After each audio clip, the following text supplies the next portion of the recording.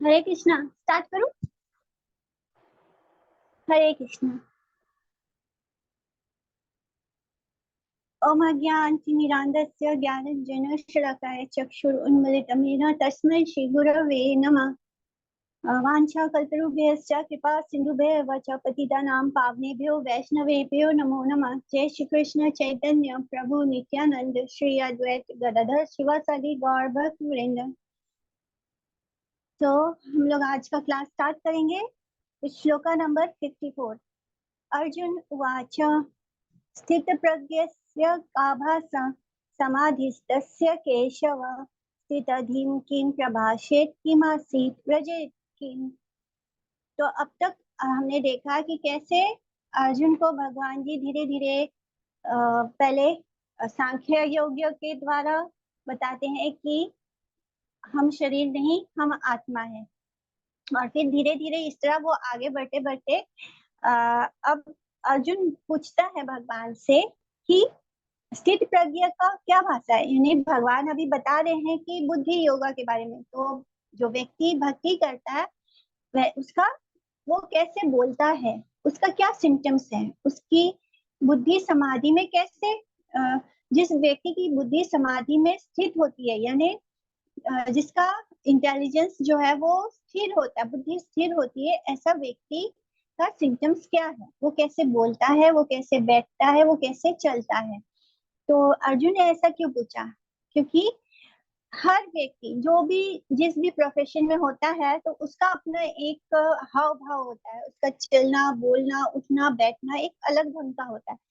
हम देखते हैं कि अगर कोई चोर है तो वो कैसे उसका उसका अलग होगा, उसके देखने की उसकी आंखें अलग तरह से देखती होंगी, उसका बोलने का तरीका अलग होगा। इसी तरह जैसे कोई व्यापारी हो तो व्यापारी के बोलचाल ढंग उठना बैठना अलग होता है। कोई लॉयर हो एडवोकेट हो तो उसका बोलने का तरीका अलग होता है, चलने का तरीका अलग होता है। कोई पुलिस इंस्पेक्टर हो तो उसका बोलने चलने उठने बैठने का तरीका अलग होता है। तो अब अर्जुन ये जानना चाहता है भगवान से कि जो व्यक्ति भक्ति योगा में होता है, जो व्यक्ति भक्ति में होता है वो स्थित प्रज्ञ होता है, यानी उसका सिम्टम ये है कि उसकी बुद्धि स्थिर होती है। तो वो व्यक्ति कैसे बोलता है, कैसे चलता है, कैसे उठता है, कैसे बैठता है। तो ये अब अर्जुन जानना चाहता है भगवान जी से।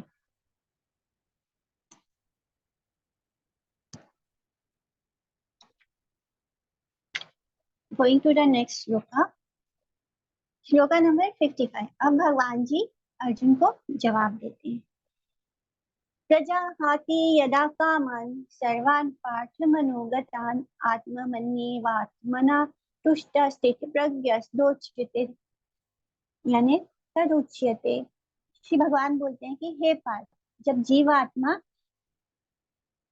मन में आने वाले जितने भी मटेरियल डिजायर्स हैं उनको त्याग देता है, जो भी हमारे भौतिक चीज संसार के प्रति जो भी इच्छाएं हैं, भौतिक इच्छाओं को जब मन से त्याग देता है जब जीवात्मा, और जब उसका मन उसके बस में हो जाता है, और तब वो अपनी सिचुएशन में वो उसका जो नेचर है उसमें उसे बहुत आनंद प्राप्त होता है, जिससे कि वो अपने आप अलग अकेले भी वो उस आनंद को महसूस करता है। तब उस व्यक्ति को क्या कहते हैं कि वो स्थित प्रज्ञ है, यानी उसका माइंड उसका इंटेलिजेंस जो है वो स्थिर है। तो अब भगवान इस श्लोक को बोलते हैं कि प्रजाहाति यानी ही गिव्स अप। तो अभी हमें क्या करना है, हमें मटेरियल डिजायर्स को गिव अप करना है। अगर हमारे जो डिजायर्स हैं वो स्पिरिचुअल है तो वो हमें उसका त्याग नहीं करना है, हमें सिर्फ मटेरियल डिजायर्स का त्याग करना है। कैसे? कि क्योंकि फायर जो होता है वो अपने हीट को नहीं गिव अप कर सकता है। तो हम स्पिरिचुअल बीइंग्स हैं, तो हम अपने स्पिरिचुअल डिजायर्स को गिव अप नहीं कर सकते, वो हमेशा हमारे साथ रहेंगे। लेकिन हम मटेरियल डिजायर्स को गिव अप कर सकते हैं, क्योंकि मटेरियल डिजायर इस बॉडी के कारण है। जो मन है वो भी जड़ वस्तु है, तो जो चीज जड़ है उसका हम त्याग कर सकते हैं, बिकॉज हम स्वयं क्या है, हम स्पिरिचुअल बीइंग्स हैं, हम स्पिरिचुअल हैं। तो यदा सर्वे प्रमुच्यन्ता कामा ये स्या हृदि श्रिता अथा मर्त्यो मृतो भवति अत्र ब्रह्म समस्नुते। तो ये कथा उपनिषद में ये आता है कि जब हमारे हृदय से सारे डिजायर्स को निकाल दिया जाता है तो जीवात्मा ब्रह्म में और इमॉर्टलिटी को वो अटेन करती है, यानी वो मुक्ति को प्राप्त करती है। तो ये कैसे होगा? हमारे हृदय से सारे डिजायर्स कैसे निकाले जा सकते हैं और जो हमारा अटैचमेंट है वो कैसे खत्म हो सकता है? तो जो चीज मटेरियल है सिर्फ वो खत्म होती है, हमारे हृदय में जो स्पिरिचुअल डिजायर्स हैं वो नहीं जाते। बिकॉज हम अगर डिजायरलेस हो जाएं, जैसे कि श्री गुरुदेव कहते हैं कि अगर हम डिजायरलेस हो जाएंगे तो हम में और एक मृत व्यक्ति में कोई अंतर नहीं। डिजायर्स हमें कभी भी छोड़कर नहीं जा सकते, हम डिजायर्स का त्याग नहीं कर सकते। तो हमें क्या करना है? हमें हमारे डिजायर्स को कृष्ण की तरफ मोड़ना है। हमारा हर इच्छा कृष्ण की होनी चाहिए, तभी हम एक्चुअली में डिजायरलेस हो जाएंगे। हम जब तक अपने लिए अपने स्वयं के लिए डिजायर्स कर रहे हैं तब तक हम डिजायरलेस नहीं हो सकते। तो हमारा जो मटेरियल अटैचमेंट है जीवात्मा जब अपने आप को शरीर मान लेता है तब उसके सारी इच्छाएं जो है वो भौतिक हो जाती हैं और हमें उस भौतिक इच्छाओं का त्याग करना है और तभी हम ब्रह्म को रियलाइज कर सकते हैं, हम स्पिरिट सोल को रियलाइज कर सकते हैं और इमॉर्टलिटी को प्राप्त कर सकते हैं। मैंने तभी हम रियलाइज करेंगे कि जीवात्मा जो है वो कभी मरती नहीं है। इसलिए हमें जैसे कि प्रहलाद महाराज भी सिमिलर बोलते हैं श्रीमद् भागवतम में कि विमुंचते यदा कामन मनव मनसि स्थितान तर्हि एवा पुंडरीकाक्षा भागवत्वाया कल्पते। यानी कि हे कृष्ण, जब एक व्यक्ति मटेरियल डिजायर्स, जो उसके हाथ में मटेरियल डिजायर्स हैं, उनका त्याग करता है तब वो आपके जैसे हो जाता है। यानी वो भगवान के, तब उसे ये एहसास हो जाता है कि वो भी भगवान का अंश है और भगवान की तरह ही उसके अंदर भी अच्छाई है, अच्छे गुण है और तब वो आपको प्राप्त करता है, यानी तब वो आपके जैसे स्वभाव का वाला हो जाता है। तो जब हम अपने मटेरियल डिजायर्स का त्याग करते हैं तभी हम कृष्ण के ज्यादा पास आ सकते हैं और तभी हम जान पाते हैं कि हम सच में श्री कृष्ण के ही अंश हैं। और जो जिसका अंश होगा तो ऑब्वियसली उसके अंदर वो उनके जैसा ही स्वभाव वाला होगा। दुखेश्वानु द्विगमना सुखेशु विगत स्पृहा वितराग भया क्रोधा स्थिति धीर मुनिर उच्यते। यानी कि एक व्यक्ति जो 3 तरह के ताप हैं, आदि भौतिक, आध्यात्मिक और आदिदैव, उनसे जो डिस्टर्ब नहीं होता। ये 3 तरह के ताप हैं जिनसे इस मटेरियल वर्ल्ड में कोई भी व्यक्ति बच नहीं सकता। कोई भी व्यक्ति इन 3 तरह के तापों से अछूता नहीं है। जब जब हम इस मोटल शरीर को प्राप्त करते हैं, जब हम इस शरीर को प्राप्त करते हैं तो ये 3 तरह के ताप भी हमारे जीवन का हिस्सा होते हैं। तो जो व्यक्ति इन 3 तरह के तापों से डिस्टर्ब नहीं होता और इनके होने पर भी वो और ये जब दुख आते हैं इनसे वो विचलित नहीं होता, इनके होने पर भी वो विचलित नहीं होता और जब उसके जीवन में सुख आता है, हैप्पीनेस आती है, तब भी वो उसमें खो नहीं जाता, खुशी में वो खो नहीं जाता। और जो मटेरियल अटैचमेंट है, जो बॉडीली रिलेशनशिप है, उनसे वो दूर होता है, वो अटैचमेंट से दूर होता है। फियर, डर और क्रोध से भी वो दूर होता है।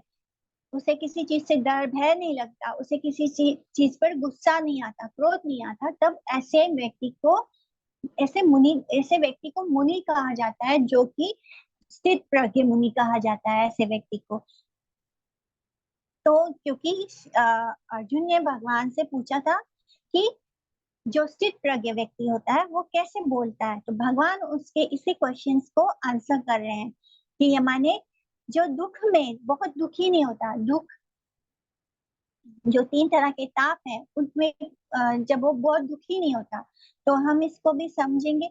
जो आध्यात्मिक ताप होते हैं। वो कैसे होते हैं? वो हमें हमारे शरीर से मिलते हैं, यानी हमें हमारे शरीर और हम अपने मन से जो ताप होता है, जो डिप्रेशन होता है, जो हमें फीवर आता है, हेडेक आता है, ये जो ताप है ये आध्यात्मिक है।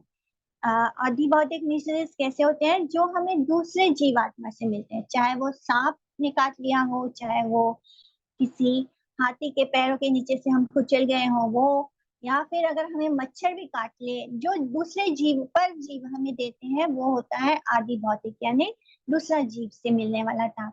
और जो तीसरा ताप है वो है आदि दैविक, जो कि आदि दैविक वो ताप है जो हमें नेचुरल डिजास्टर्स होते हैं, या जो फ्लड आता है, जो सुनामी आता है, तो ये देवताओं की तरफ से प्राप्त होने वाला ताप है, जो हमें, हम इन तीनों ताप से जब विचलित नहीं होते और हम ये सोचते हैं कि जो हमें प्राप्त हुआ है वो हमारे प्रारब्ध कर्म है, जो हमने पूर्व में जन्म में कर्म किए थे उसके कारण हमें ये तकलीफ मिली है, तब हम इस बात से ऊपर उठ जाते हैं कि हम किसी को दोष नहीं देते। हम उस दुख, उस तकलीफ को समझते हैं और हम जानते हैं कि ये हमारे ही प्रारब्ध कर्म है, हमने ही कुछ कर्म ऐसे पास्ट लाइफ में किए थे जिसके कारण हमें ये प्राप्त हो रहा है, ये शोक हमें प्राप्त हो रहा है, ये दुख हमें प्राप्त हो रहा है। जब हम ऐसे सोचते हैं, जब हम सच में स्थितियों को देख पाते हैं, जैसे कभी कभी क्या होता है कि कोई व्यक्ति आता है और वो हमें दुख देके चला जाता है, या हमें ऐसे लगता है कि इस व्यक्ति के कारण हम दुखी हैं, लेकिन ऐसा नहीं होता। वो इंसान बस एक पोस्टमैन की तरह काम कर रहा है। ये हमारे ही प्रारब्ध कर्म होते हैं कि हमें वो कष्ट, वो दुख प्राप्त होता है, लेकिन सिचुएशन, वो दुख कहीं से तो आना था। तो वो व्यक्ति जब आके हमें कोई तकलीफ पहुंचाता है, तब वो एक पोस्टमैन का काम करता है, यानी उसने हमें अपने प्रारब्ध कर्म को दे दिया और उसके कारण हम उस दुख, उस तकलीफ को भोगते हैं। तो हमें कभी भी किसी को भी अपने कर्मों के लिए दोष नहीं देना चाहिए। हम बहुत जल्दी, जब भी हम किसी दुख में होते हैं तो हम सोचते हैं कि इस इंसान ने हमें दुख दिया है, इस इंसान के कारण हमें दुख प्राप्त हुआ है, लेकिन ऐसा नहीं होता। हमें किसी और के कारण कोई दुख प्राप्त नहीं होता। जब भी हमें कोई दुख प्राप्त होता है तो वो अपने ही कारण होता है, हमारे ही प्रारब्ध कर्म होते हैं। तो जो व्यक्ति ऐसे दुख में समझ पाता है, देख पाता है कि उससे क्यों दुख प्राप्त हुआ है, तब वो उस बात से विचलित नहीं होता, वो उन दुखों से विचलित नहीं होता। वितराग यानी वो उस सिचुएशन में सुख से भी अनअटैच होता है, डिटैच हो जाता है, यानी जब उसे सुख, जब सुख में होते हैं तब हमारा मन अस्थिर होता है, हमारी बुद्धि भी अस्थिर होती है।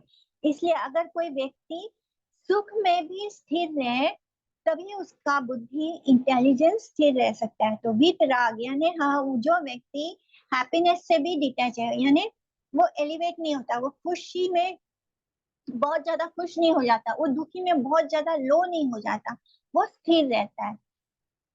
वीत भय यानी जो आ, दूसरों के कारण भयभीत नहीं होता, चाहे उसके सामने लेपर्ड जैसा जानवर हो, शेर हो, चीता हो, कोई भी हो, तो वो उसको खा भी सकता है, लेकिन फिर भी वो उस परिस्थिति में भयभीत नहीं होता। वीत क्रोध यानी वो किसी के लिए भी क्रोध नहीं महसूस करता।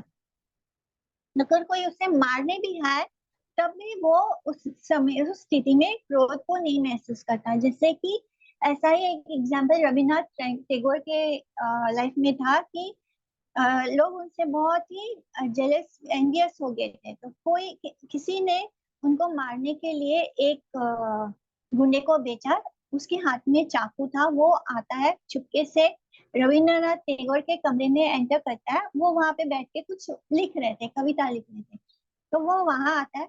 तो रविन्द्रनाथ टैगोर उससे जरा भी भयभीत नहीं होते, वो उसको देखते हैं और बोलते हैं कि पहले मैं मेरा जो लिख रहा हूँ उसे खत्म कर लेता हूँ, फिर तुम अपना काम करना। तो ऐसा ऐसा होना चाहिए कि हमें पता है कि सामने भय की स्थिति है, लेकिन जो इंसान स्थिर होता है बुद्धि से, इंटेलिजेंस से, उसे कोई फर्क नहीं पड़ता है ऐसी परिस्थिति में, वो भयभीत नहीं होता। इसी तरह रविन्द्रनाथ टैगोर के सामने वो व्यक्ति वो देख के पर अजीब लगता है कि ये कैसा व्यक्ति है कि इसको कुछ भय नहीं है कि मैं इसके सामने इतना बड़ा चाकू लेके खड़ा हूँ और ये भयभीत भी नहीं हो रहा। तब वो उनको छोड़ के निकल जाता है। तो भय आए या कुछ भी हो, किसी ना तो उसे क्रोध आता है किसी पे, ना वो भयभीत होता है, ना ही वो सुख में एलिवेट हो जाता है। बट सुख में वो हम सुख में भी विचलित हो सकते हैं, ऐसा बोल सकते हैं, क्योंकि सुख में भी हम अस्थिर होते हैं। अगर हम सुख को बहुत ज्यादा ले लेते हैं, जैसे कि लोगों के पास बहुत ज्यादा धन आ जाता है, तो हम क्या बोलते हैं कि इसको बहुत घमंड हो गया, यानी वो सुख में बहुत राइस हो जाता है, एलिवेट हो जाता है। तो हमें सुख में भी डिटैच रहना चाहिए, हमें भयभीत नहीं होना चाहिए, और ना ही हमें किसी पे क्रोध आना चाहिए। तभी हम कैसे होंगे? स्थित प्रज्ञ होंगे। ऐसे व्यक्ति को स्थित प्रज्ञ मुनि कहा जाता है। जट भरत के लाइफ में भी ऐसा ही एक सिचुएशन आया था, जब एक डकैतों का राजा उसे देवी काली के सामने बलि देने जा रहा था, लेकिन वो उनसे भयभीत नहीं होता, ना ही वो रिटेलिएट करता है, ना ही बोलता है कि मुझे नहीं जाना। वो जो कर रहा होता है उसे करने देता है बिना भय के। तो ये होते हैं स्थित प्रज्ञ मुनि।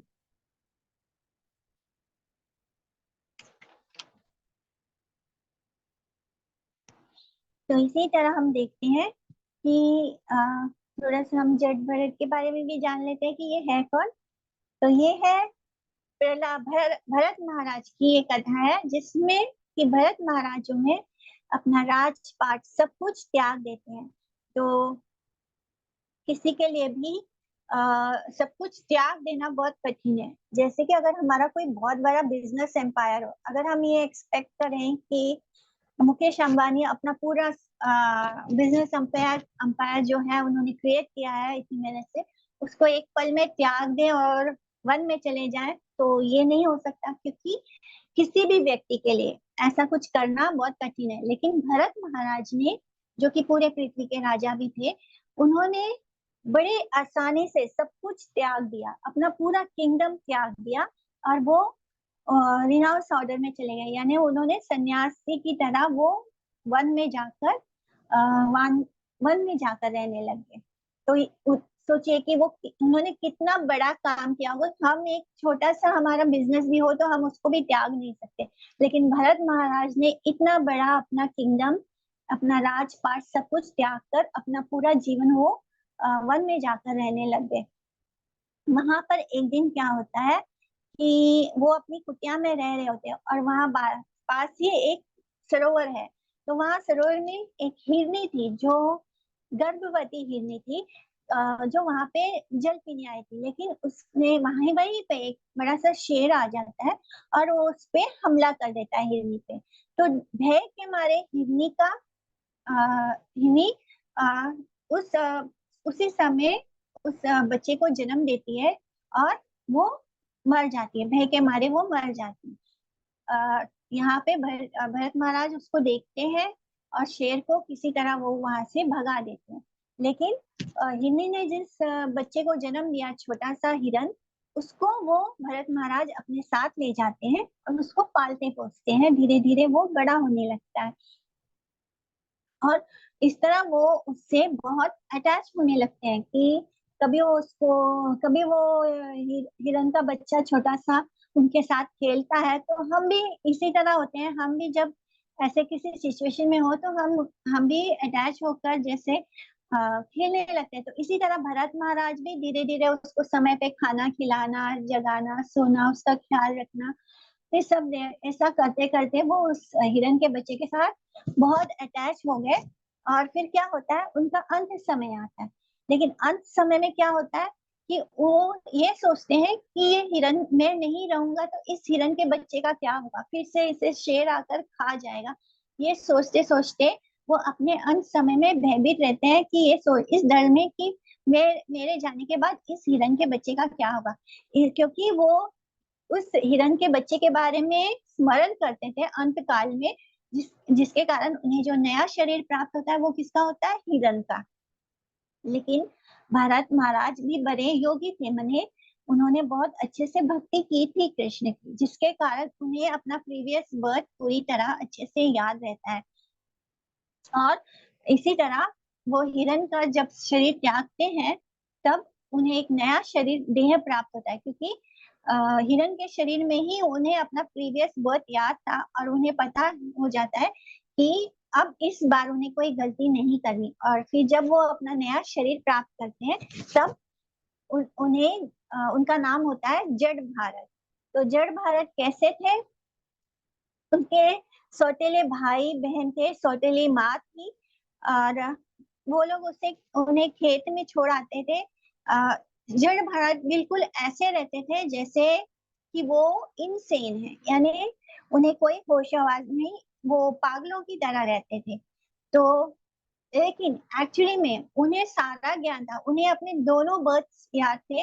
उन्हें ये भी याद था कि एज भरत महाराज उन्होंने क्या किया था, एज अ हिरन उन्हें दूसरा जन्म मिला था, और जड़ भरत के रूप में उन्हें वो सारे पिछले 2 जन्म याद थे।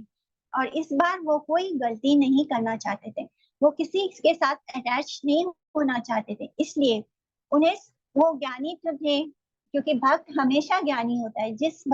जिस व्यक्ति को ये पता चल जाए कि उसके जीवन का लक्ष्य श्री कृष्ण है, वो श्री कृष्ण का अंश है और उसे कृष्ण के पास ही जाना है, तो इससे बड़ा ज्ञानी व्यक्ति और कोई नहीं होता।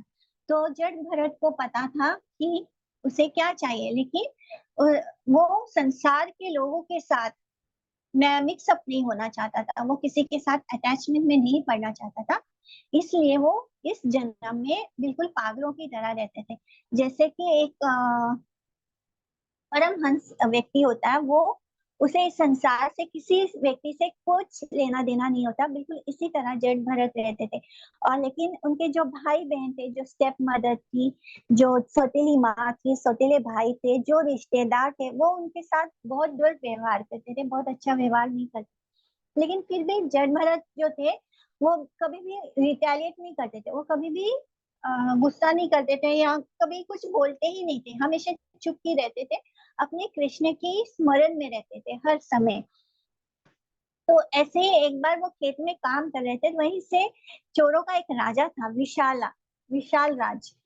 तो विशाल राज जो है वो वहां पे उनको काम करते हुए देखता है।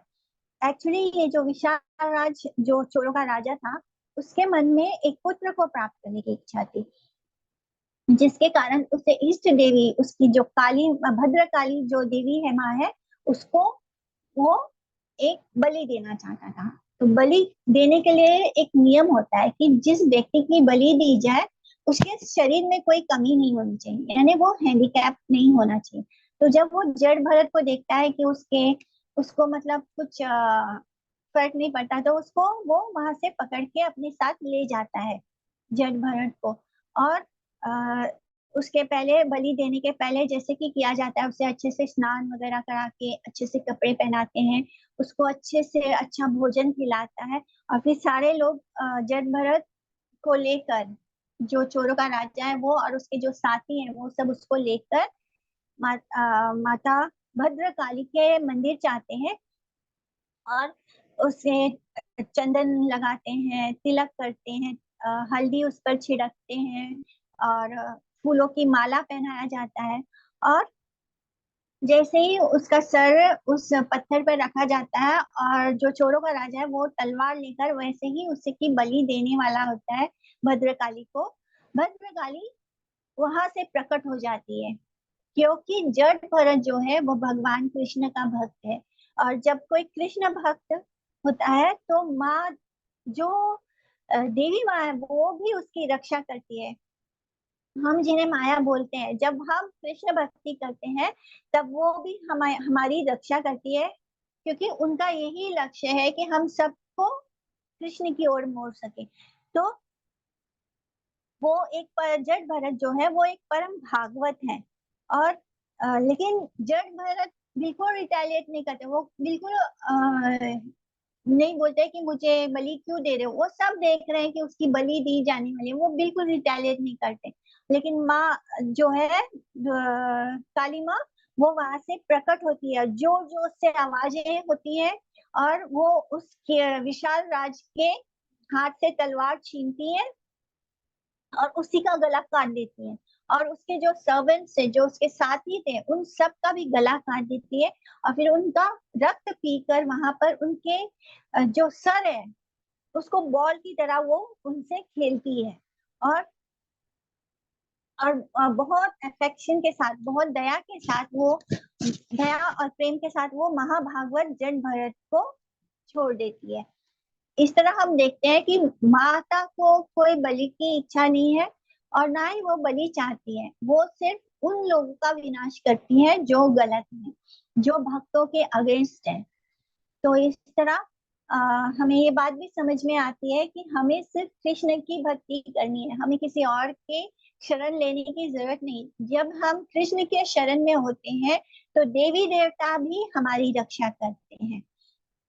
यहाँ पर ये बात साफ हो गई, क्योंकि जो विशाल राज था वो तो देवी का भक्त था, वो तो बहुत देवी को मानता था, तब भी विशाल राज का सर काट दिया देवी ने। क्यों? क्योंकि वो कृष्ण भक्त के सर को महाभागवत के को बलि करने जा रहा था, उन्हें मारने जा रहा था।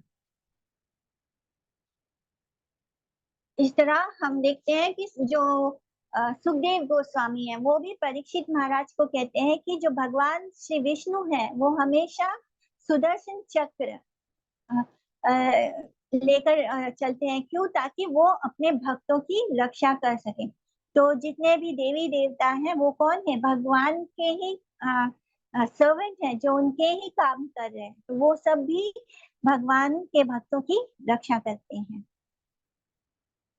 इसलिए ऐसे परम हंसों को, हंस हमेशा भगवान के शेल्टर में होते हैं, उनकी रक्षा में होते हैं। या सर्वत्रान जिसने नेहास तत् प्राप्य शुभाशुभम नाभिनंदति नाद्वेष्टि तस्य प्रज्ञा प्रतिष्ठिता। नाम बताते हैं कि तीसरा गुण क्या है। जो स्थिर प्रज्ञ व्यक्ति होता है उसका तीसरा गुण क्या है?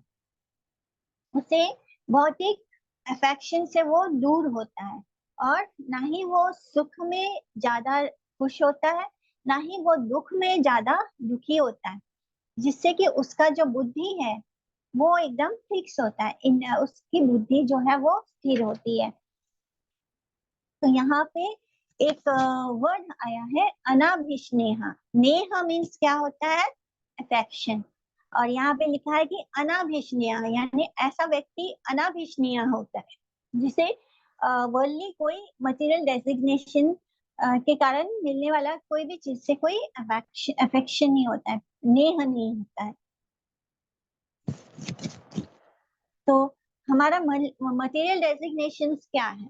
जो रिश्ते नाते या जो ऑनर हमें इस शरीर के कारण प्राप्त होते हैं वो मटेरियल डेजिग्नेशन है। यानी हम किसी के पिता हो सकते हैं, किसी के माता हो सकते हैं, भाई हो सकते हैं, बहन हो सकते हैं, जो इस शरीर के साथ जुड़े हुए रिश्ते नाते हैं, उन डेजिग्नेशन से के प्रति हमारे अंदर जब कोई अफेक्शन नहीं होता, क्योंकि बॉडीली अफेक्शन यानी शरीर से जुड़े अफेक्शन यानी अटैचमेंट होता है।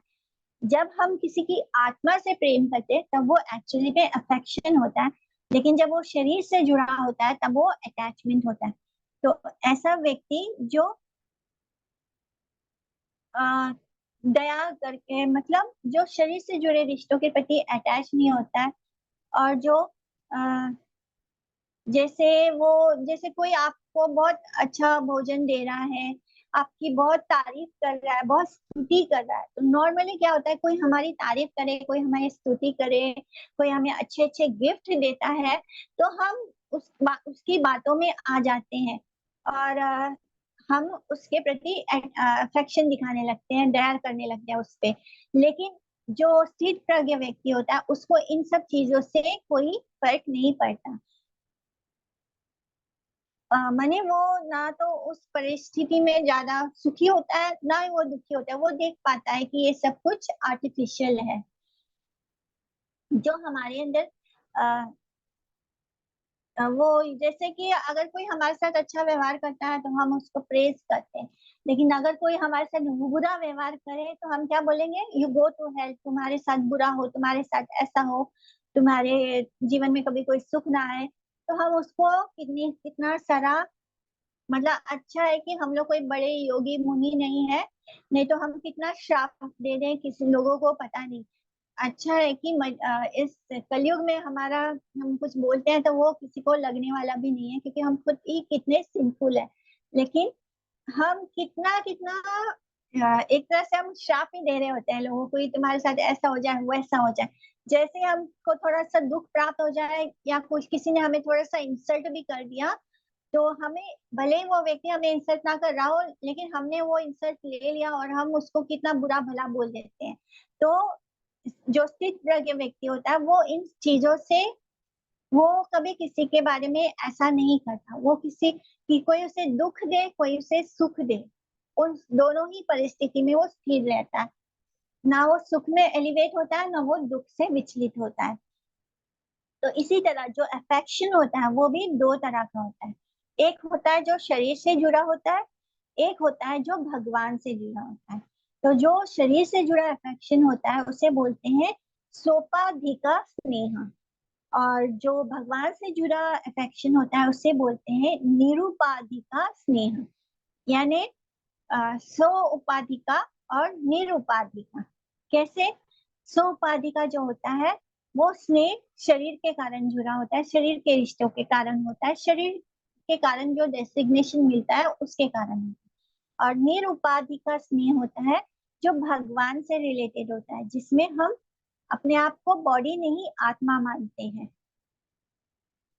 तो निरुपाधिका स्नेह जो होता है वो हर लिविंग एंटिटी के प्रति करुणा रखता है। वो ये नहीं सोचता कि ये मेरा रिश्तेदार है, ये मेरा पुत्र है, ये मेरा पुत्री है, ये मेरा भाई है, मेरा बहन है, इसलिए वो किसी के साथ अच्छा व्यवहार नहीं करता। वो हर जीवात्मा के साथ अच्छा व्यवहार करता है, क्योंकि वो जानता है कि हर जीवात्मा भगवान का अंश है। तो इस तरह उसके अंदर जो स्नेह होता है वो सारे जीवात्माओं के लिए होता है, पूरी सृष्टि के लिए होता है, क्योंकि पूरी सृष्टि किसकी है? भगवान की है। वो किसी में भेदभाव नहीं करता। लेकिन जो सोपाधि का स्नेह होता है उसमें व्यक्ति डिस्टिंग्विश करता है कि ये मेरा है, ये पराया है, मैं और मेरा वाला भाव आ जाता है। श्लोका 58। यदा संहारते चायं कुर्मो अंगानि वा सर्वशः इंद्रियाणि इंद्रियार्थेभ्यस्तस्य प्रज्ञा प्रतिष्ठिता। जब कोई व्यक्ति अपने सेंसेस को पूरी तरह से विड्रॉ कर सकता है सेंस ऑब्जेक्ट से अपनी इच्छा के अनुसार, यानी ऐसा कब होता है? जब कोई व्यक्ति का मन उसके बस में हो। यानी अगर मेरा मन कर रहा है तो मैं इस चीज को एंजॉय करूं, अगर मेरा मन कर रहा है लेकिन अगर मुझे नहीं चाहिए तो मैं अपने मन को वहां से हटाकर कंट्रोल भी कर लूं। तो यानी मैं अपने मन को कंट्रोल कर रहा हूँ, तभी मैं अपने सेंसेस को, मेरा सेंसेस कैसे है, मैंने, अगर हम किसी अच्छी वस्तु को देखते हैं तो हमारे मन कुछ खाने का वस्तु है, यानी मान लो आइसक्रीम है हमारे सामने रखा हुआ है और मुझे आइसक्रीम बहुत पसंद है और मुझे लग रहा है कि मैं आइसक्रीम खा लूं, लेकिन मुझे ये भी पता है कि ये आइसक्रीम मेरे हेल्थ के लिए बिल्कुल भी अच्छा नहीं है, तो मैंने क्या किया, मुझे आइसक्रीम नहीं खाना, यानी मैंने अपने सेंस को कंट्रोल कर लिया है। तो जो व्यक्ति ऐसा कर पाता है, जो उसके सामने वो सेंस ऑब्जेक्ट रखा हुआ है लेकिन फिर भी वो अपनी इच्छा से उसका त्याग कर ले और अपने सेंसेस को अपने कंट्रोल में कर ले, अपने मन, वो अपने मन को भी कंट्रोल कर लेता है, तब ऐसा व्यक्ति कैसा होता है? बिल्कुल उस टोटाइस की तरह, उस कछुए की तरह। कछुआ जिसको हम संस्कृत में कुरमा बोलते हैं, तो उस टोटाइस की तरह होता है, जो जैसे ही कुछ संकट देखता है तो टोटाइस क्या करता है, अपने सारे, उसके हाथ पैर, यहाँ तक कि अपना सर भी वो अपने शेल में, उसका जो कवच होता है उसके अंदर घुसा लेता है, बंद कर लेता है, एक ही पल में वो अपने आप को समेट लेता है। तो एक स्थिर प्रज्ञ व्यक्ति को भी ऐसा ही होना चाहिए कि जैसे उसके सामने सेंस ऑब्जेक्ट आए, कोई ऐसी चीज आए जो हमारे मन को बहुत भाती है, तब भी वो उससे अपने मन को हटा ले, कंट्रोल कर ले। तो ऐसा व्यक्ति का जो इंटेलिजेंस होता है, बुद्धि होता है, वो फर्म होता है, स्थिर होता है एकदम। तो इसको हम, तो स्थिर प्रज्ञ व्यक्ति का ये सिम्टम्स होता है कि वो क्या करता है, उसके सामने सेंस ऑब्जेक्ट होता है लेकिन फिर भी वो उससे उससे अपने मन को हटा लेता है, अपने सेंसेस को हटा सकता है। तो क्योंकि अर्जुन ने पूछा था ना कि सिम्टम्स क्या है, तो अब भगवान बता रहे हैं कि उसका सिम्टम्स क्या होता है। पूछता है ना कि कैसे वो बैठता है, तो वो ऐसे बैठता है कि वो अपने सारे सेंसेस को अपने कंट्रोल में कर लेता है। भले ही उसके सामने वो सेंस ऑब्जेक्ट्स बहुत सारे हो, बहुत सारी चीजें हो ऐसी रखी हो जिससे कि उसका मन विचलित हो सकता है, लेकिन फिर भी वो अपने मन को अपने बस में रखता है। विषया विनिवर्तन्ते निराहारस्य देहिना रसवर्जं रसो अप्यस्य परम दृष्ट्वा निवर्तते। जो व्यक्ति अपने आप को इस शरीर से आइडेंटिफाई करता है और आर्टिफिशियली वो अपने सेंसेस को उस वहां से हटाने की कोशिश करता है, यानी जब कोई व्यक्ति अपने आप को शरीर मानता है और उसके सामने जो सेंस ऑब्जेक्ट आते हैं उनसे अपने आप को आर्टिफिशियली रोकने की कोशिश करता है, वो वो उसको कंप्लीटली अपने सेंसेस को कंट्रोल नहीं कर पाता क्योंकि वो अपने आप को शरीर मानता है। लेकिन जो स्थित प्रज्ञ व्यक्ति होता है वो कैसा होता है, वो जानता है कि वो परमात्मा का अंश है, यानी आत्मा जो है वो परमात्मा का अंश है। इसलिए उसका जो सेंस ऑब्जेक्ट के प्रति जो आकर्षण है वो अपने आप ही खत्म हो जाता है। उस वो सेंस उसका मन उन चीजों के प्रति नहीं जाता। तो यहाँ पे हम देखते हैं कि यहाँ पे बहुत बड़ी चीज बताई गई है कि दो तरह के लोग हैं जो अपने सेंसेस को कंट्रोल नहीं कर सकते हैं। जैसे कि कुछ व्यक्ति ज्ञानी होते हैं, तो वो जानते हैं कि वो शरीर नहीं आत्मा है, लेकिन वो भी अपने सेंसेस को कंट्रोल नहीं कर पाते हैं। वो आगे बढ़ के हठ योग यानी वो देखते हैं कि ये चीजें जो उसके सामने भौतिक चीजें हैं, वो सोचता है कि ये सब जो अच्छे अच्छे खाने की चीजें होती हैं या अच्छे अच्छे कपड़े होते हैं, लग्जरियस कपड़े होते हैं, या ये सारी चीजें होती है, ये सब भौतिक होती है। तो वो इन चीजों से अपने आप को अलग कर देता है कि वो ये सब चीज नहीं खाएगा, नहीं पहनेगा, नहीं पिएगा। तो ये क्या होता है, ये आर्टिफिशियल डिटैचमेंट है, यानी आर्टिफिशियली वो अपने आप को रिनाउंस कर रहा है उन चीजों को। और जो योगी होते हैं वो क्या करते हैं, जो मिस्टिक योगीज होते हैं वो क्या करते हैं, वो अष्टांग योगा करते हैं, यम नियम आसन प्राणायाम प्रत्याहार। यानी ये कम बुद्धि वाले लोग होते हैं। जो कम बुद्धि वाले लोग हैं वो अपने आप को शरीर मानते हैं और अपने शरीर को ही कष्ट देते हैं जिससे कि वो अपने सेंसेस को कंट्रोल कर पाए। और कुछ ऐसे होते हैं जो निराहार रहते हैं, मतलब अपने आप को फोर्स करते हैं कि हम मैं कुछ भी ना खाऊं तो मेरा सेंस जो है वो कंट्रोल में रहेगा। तो यहाँ पे ऐसे लोग अपने आप को क्या कर रहे हैं, अपने आप को शरीर मान रहे हैं। वो सोच रहे हैं कि अगर मैं अपने शरीर को अच्छा भोजन नहीं दूंगा तो वो उसके पीछे नहीं भागेगा। ये होता है जबरदस्ती अपने आप को तकलीफ पहुंचाया जा रहा है ताकि मेरा मन अच्छे खाने की तरफ नहीं है। भले मन नहीं हटा है, मन अच्छे भोजन की तरफ से नहीं हटा है, शरीर को हटाया गया है अच्छी चीजों से, जबरदस्ती उसे फोर्सफुली दूर रखा जा रहा है। जबरदस्ती का फास्टिंग किया जा रहा है।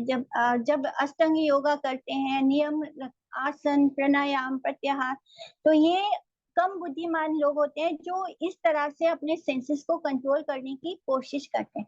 लेकिन जिस व्यक्ति को परम तत्व का ज्ञान होता है, जिसको पता है कि जो भगवान है वो बहुत सुंदर है और आ, उस सुंदरता उस सुंदर चेहरे को वो हमेशा याद रखता है, जो ये जानता है कि वो भगवान का अंश है, जो ये जानता है कि उसे कि भगवान कौन है और वो भगवान का अंश है, और हर चीज माने जो कृष्ण तत्व को जानता है वो जानता है कि हर वो चीज जो है वो कृष्णा को बिलोंग करती है। वो ये नहीं सोचता कि ये सब कुछ मेरा है।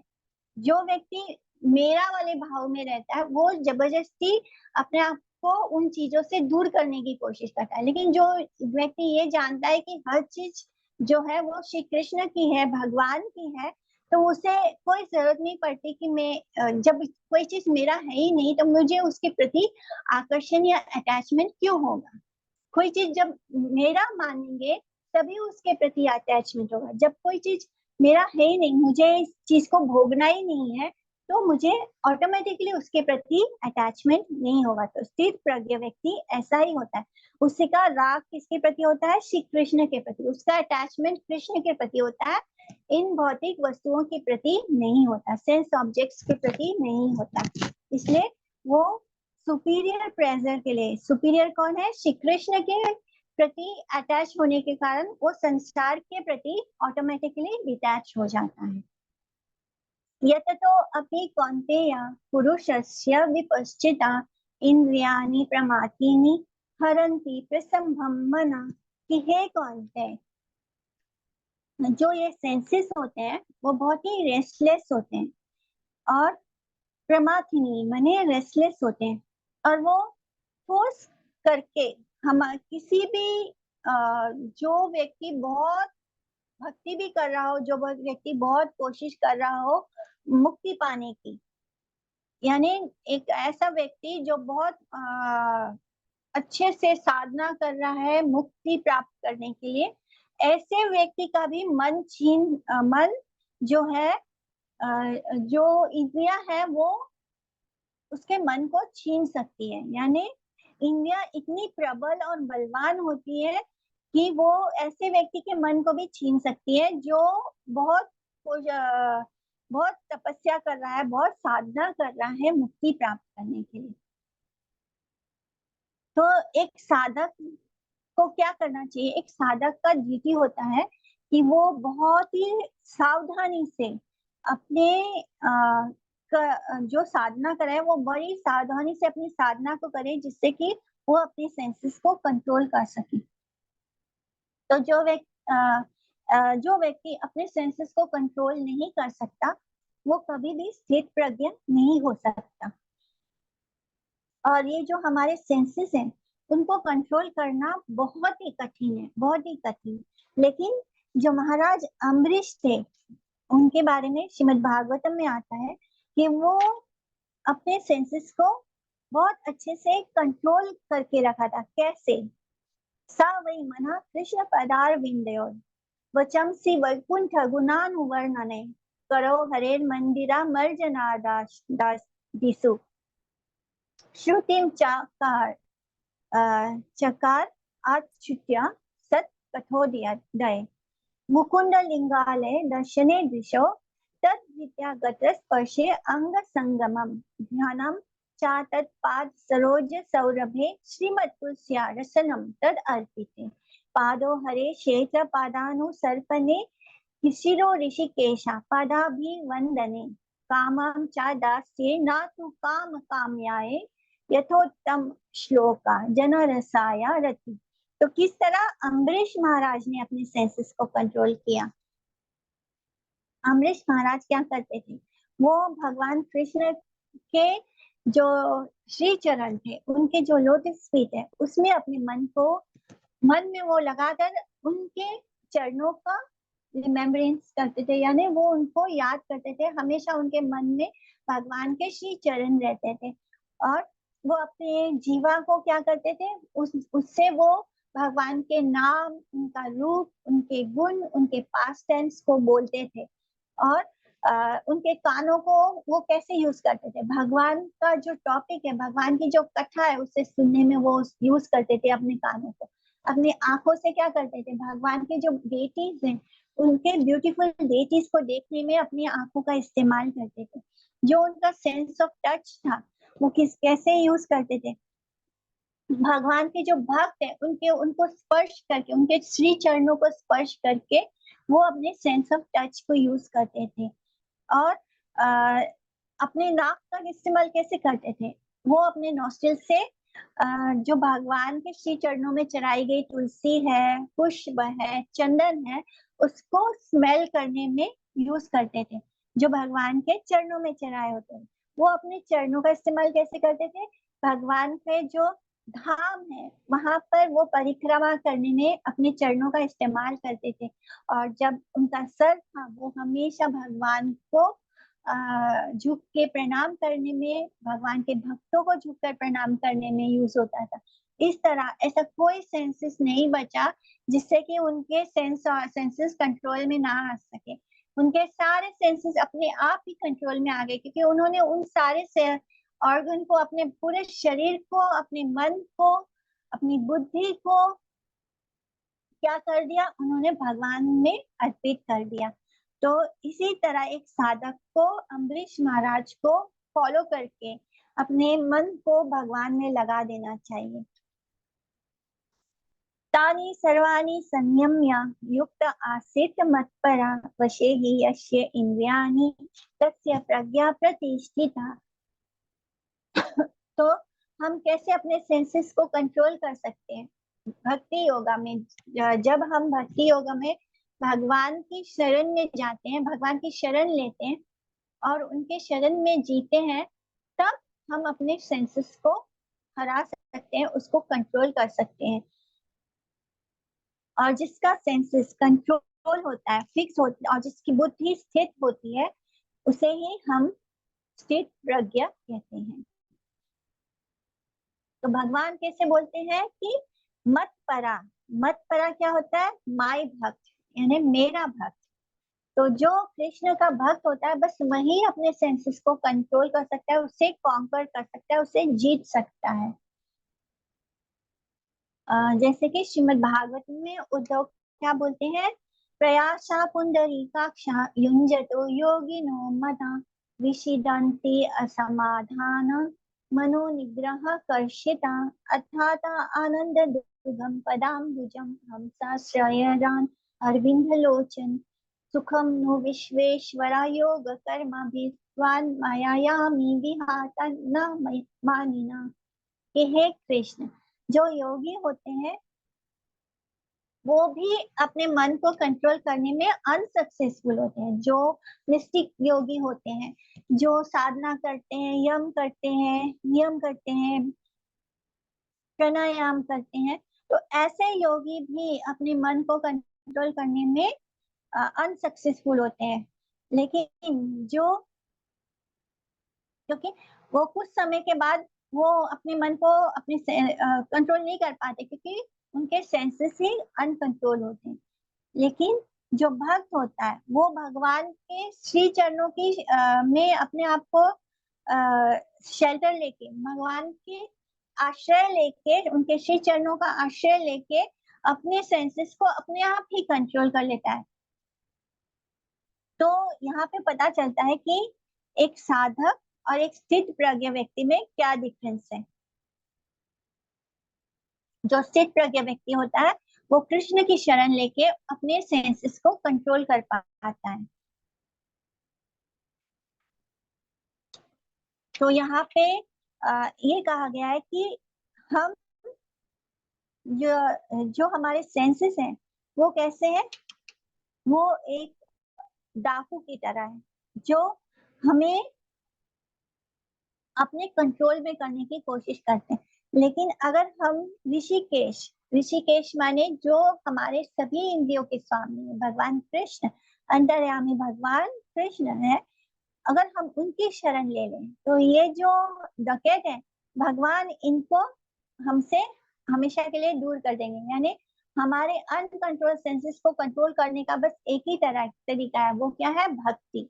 ऋषिकेशे ऋषिकानि यस्य स्थैर्यगतानि सा एव धैर्यम् आप्नोति संसारे जीव चंचले।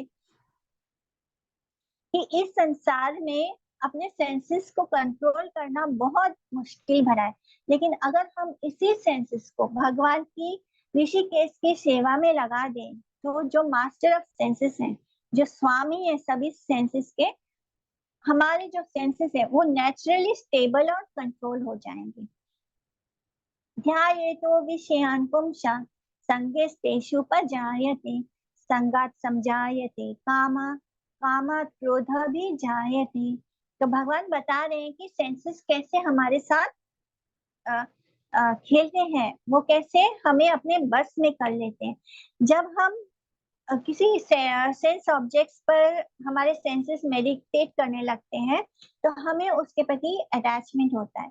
जब हमें अटैचमेंट होता है तो हमारे अंदर इच्छा जाती है, और जब हमारे इच्छा पूरी नहीं होती है तब क्या होता है, क्रोध आता है। यानी ध्यान के जब विषय की वस्तु से पर ध्यान होता है तो उससे क्या होता है, उसके संग करने की इच्छा होती है। संग करने से हमारे अंदर डिजायर होता है कि हम उसका संग करें, और उससे क्या होता है, अगर वो इच्छा पूरी ना हो तो क्या होता है, क्रोध का जन्म होता है। तो ये कैसी स्थिति है कि ये नॉर्मली ऐसी स्थिति है कि अगर कोई यंग बॉय है, यंग गर्ल है, तो क्या होता है जब वो किसी को देखते हैं, कोई बहुत व्यक्ति जरा सा सुंदर अच्छा लगता है या उसने उसको देख लिया बस, तो क्या होता है, मन उसके तरफ खींचा चला जाता है। हम घर भी आ जाए, हम अपना काम भी कर रहे हो, तब भी मन क्या है उस, अगर कोई लड़का है तो उस लड़की के प्रति, या वो लड़की है तो उस लड़के के प्रति लगातार सोचते रहते हैं। तो ध्यान तो विषयान पोषण, यानी विषय पे उसका ध्यान है। एक्चुअली हम सब क्या है, हम सब आजीव आत्मा है, हम स्त्री और पुरुष तो नहीं है, लेकिन हमने अपने आप को शरीर मानते हैं। इसलिए जब हम ऐसे सिचुएशन में, एक लड़का होगा तो वो उस लड़की के बारे में सोच रहा है तो वो उसके लिए विषय वस्तु हो गई। एक लड़की के लिए जो लड़का है वो विषय वस्तु हो गया, तो वो लगातार वो उसको उसके बारे में सोचता रहता है, सोचता रहता है। और सोचने से क्या होता है, उस सेंस ऑब्जेक्ट्स के प्रति हमारे मन में अटैचमेंट आ जाता है। और अटैचमेंट आने के बाद क्या होता है, इच्छाएं आती है कि मैं इस व्यक्ति से फिर दोबारा मिलूं, मुझे इस व्यक्ति से मतलब इच्छा जागने लगती है कि मुझे उसका संग करना है, मुझे उससे मिलना है। और जब वो इच्छा पूरी नहीं होती, या फिर मान लो उस लड़की से हमने मन में बड़े सपने भी देख लिए कि उसके साथ ये हमने बड़ा अच्छा लंबा चौड़ा सपना देख लिया, और लेकिन फिर जब आप उस लड़की से मिल गए और उसने मना कर दिया तो क्या होगा, क्रोध आता है। क्योंकि इच्छा पूरी नहीं होने से क्या होता है, कामना पूरी नहीं होने से क्या होता है, क्रोध अभिजायते, यानी क्रोध बढ़ जा आने लगता है। तो ये सब कुछ कहाँ से शुरू होता है, ये सब कुछ सबसे पहले तो इसी बात से शुरू होता है कि हम अपने आप को शरीर मानते हैं, और शरीर मानने के कारण हम किसी को स्त्री मानते हैं, किसी को पुरुष मानते हैं, और फिर उसके प्रति आकर्षित होते हैं। आकर्षित होने से क्या होता है, मन उसी व्यक्ति के प्रति सोचता रहता है, ध्यान उसी पे रहता है।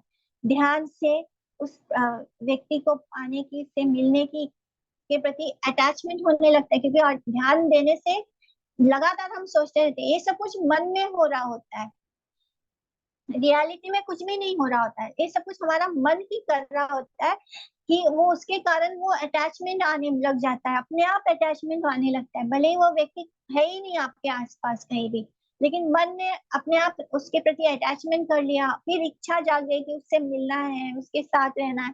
तो ये सब कुछ कहाँ पे शुरू हो गया, मन में, सेंसेस ने, आंखों ने देखा, और मन ने उसके प्रति अटैचमेंट बना लिया, और बाद में जब वो इच्छा पूरी नहीं होती है तब क्या होता है, क्रोध आ जाता है। सब कुछ मन का ही खेल आता है, सब कुछ मन से ही हो रहा होता है, एक्चुअली में कुछ भी नहीं हो रहा होता। क्रोध क्रोध क्रोधात भवति सम्मोह, सम्मोहात स्मृति विभ्रम, स्मृति भ्रंशात बुद्धि नाशो, बुद्धि नाशात प्रणश्यति। यानी क्रोध से क्या होता है, क्रोध से डिल्यूजन होता है, यानी सम्मोहन होता है। सम्मोहन से क्या होता है, मेमोरी लॉस होता है। मेमोरी लॉस होने से क्या होता है, हम शास्त्रों में जो कुछ भी इंस्ट्रक्शन दिया गया है उसे भूल जाते हैं, और ये जो लॉस ऑफ मेमोरी होता है वो हमारी बुद्धि को डिस्ट्रॉय कर देता है, उसका नाश कर देता है।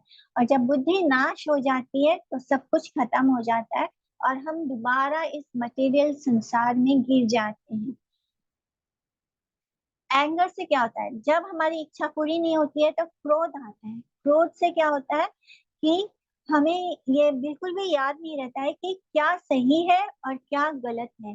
जैसे कि श्रीला गुरुदेव बोलते हैं कि ने जब इस श्लोक को एक्सप्लेन किया तो वो ऐसे ही बोल रहे थे कि हम हमेशा ये बोलते हैं कि अपना गुस्सा पी जाओ, गुस्सा मत प्रकट करो, क्योंकि गुस्से में हम बहुत, बहुत नुकसान कर सकते हैं।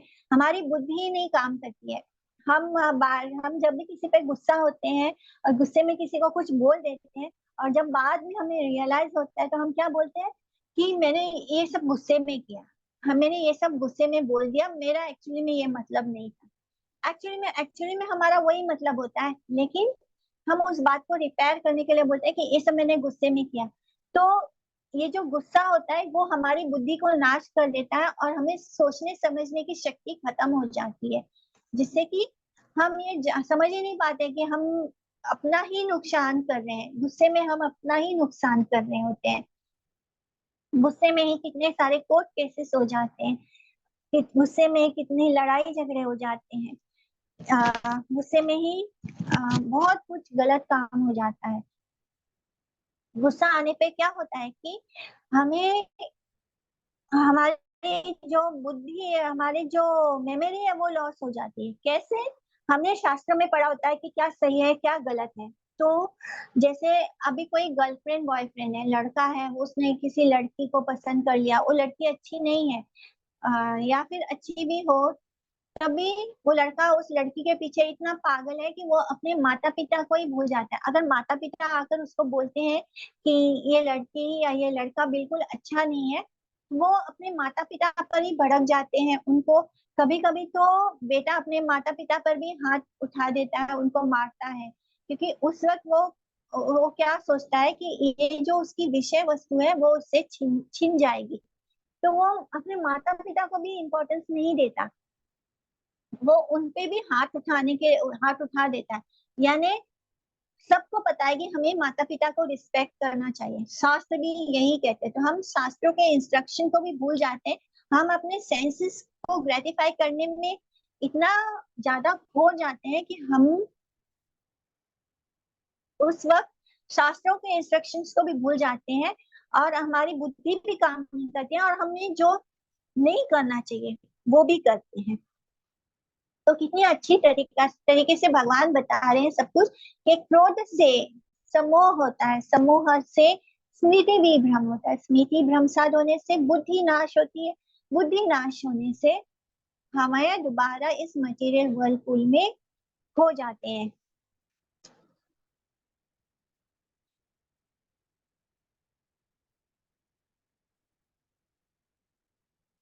तो शास्त्र हमें बहुत अच्छे से ये बात समझा रहे हैं कि हमें स्थिर प्रज्ञ क्यों होना चाहिए, हमें ये अपना रिश्ता भगवान के साथ ये क्यों जानना चाहिए। राग द्वेष विमुक्तेस्तु विषय इंद्रियेण विषयान इंद्रियश्चरन् आत्मवशेर विधेयात्मा प्रसादम अधिगच्छति। यानी अ, जिस व्यक्ति का सेंसेस एकदम कंट्रोल में हो, और वो अटैचमेंट और एवोशन, यानी वो किसी के साथ अटैच भी नहीं हो, किसी के साथ एवोस भी नहीं है, माने ना तो वो अटैच होता है ना तो वो डिटैच होता है। और ऐसा व्यक्ति क्या होता है, उसका माइंड हमेशा काम होता है, उसका माइंड हमेशा शांत होता है। अगर वो उस सेंसेस को इंजॉय भी कर रहा हो, उसके सेंसेस अगर इंजॉय भी कर रहे हो, तब भी उसका मन स्थिर होता है। ये कब होता है?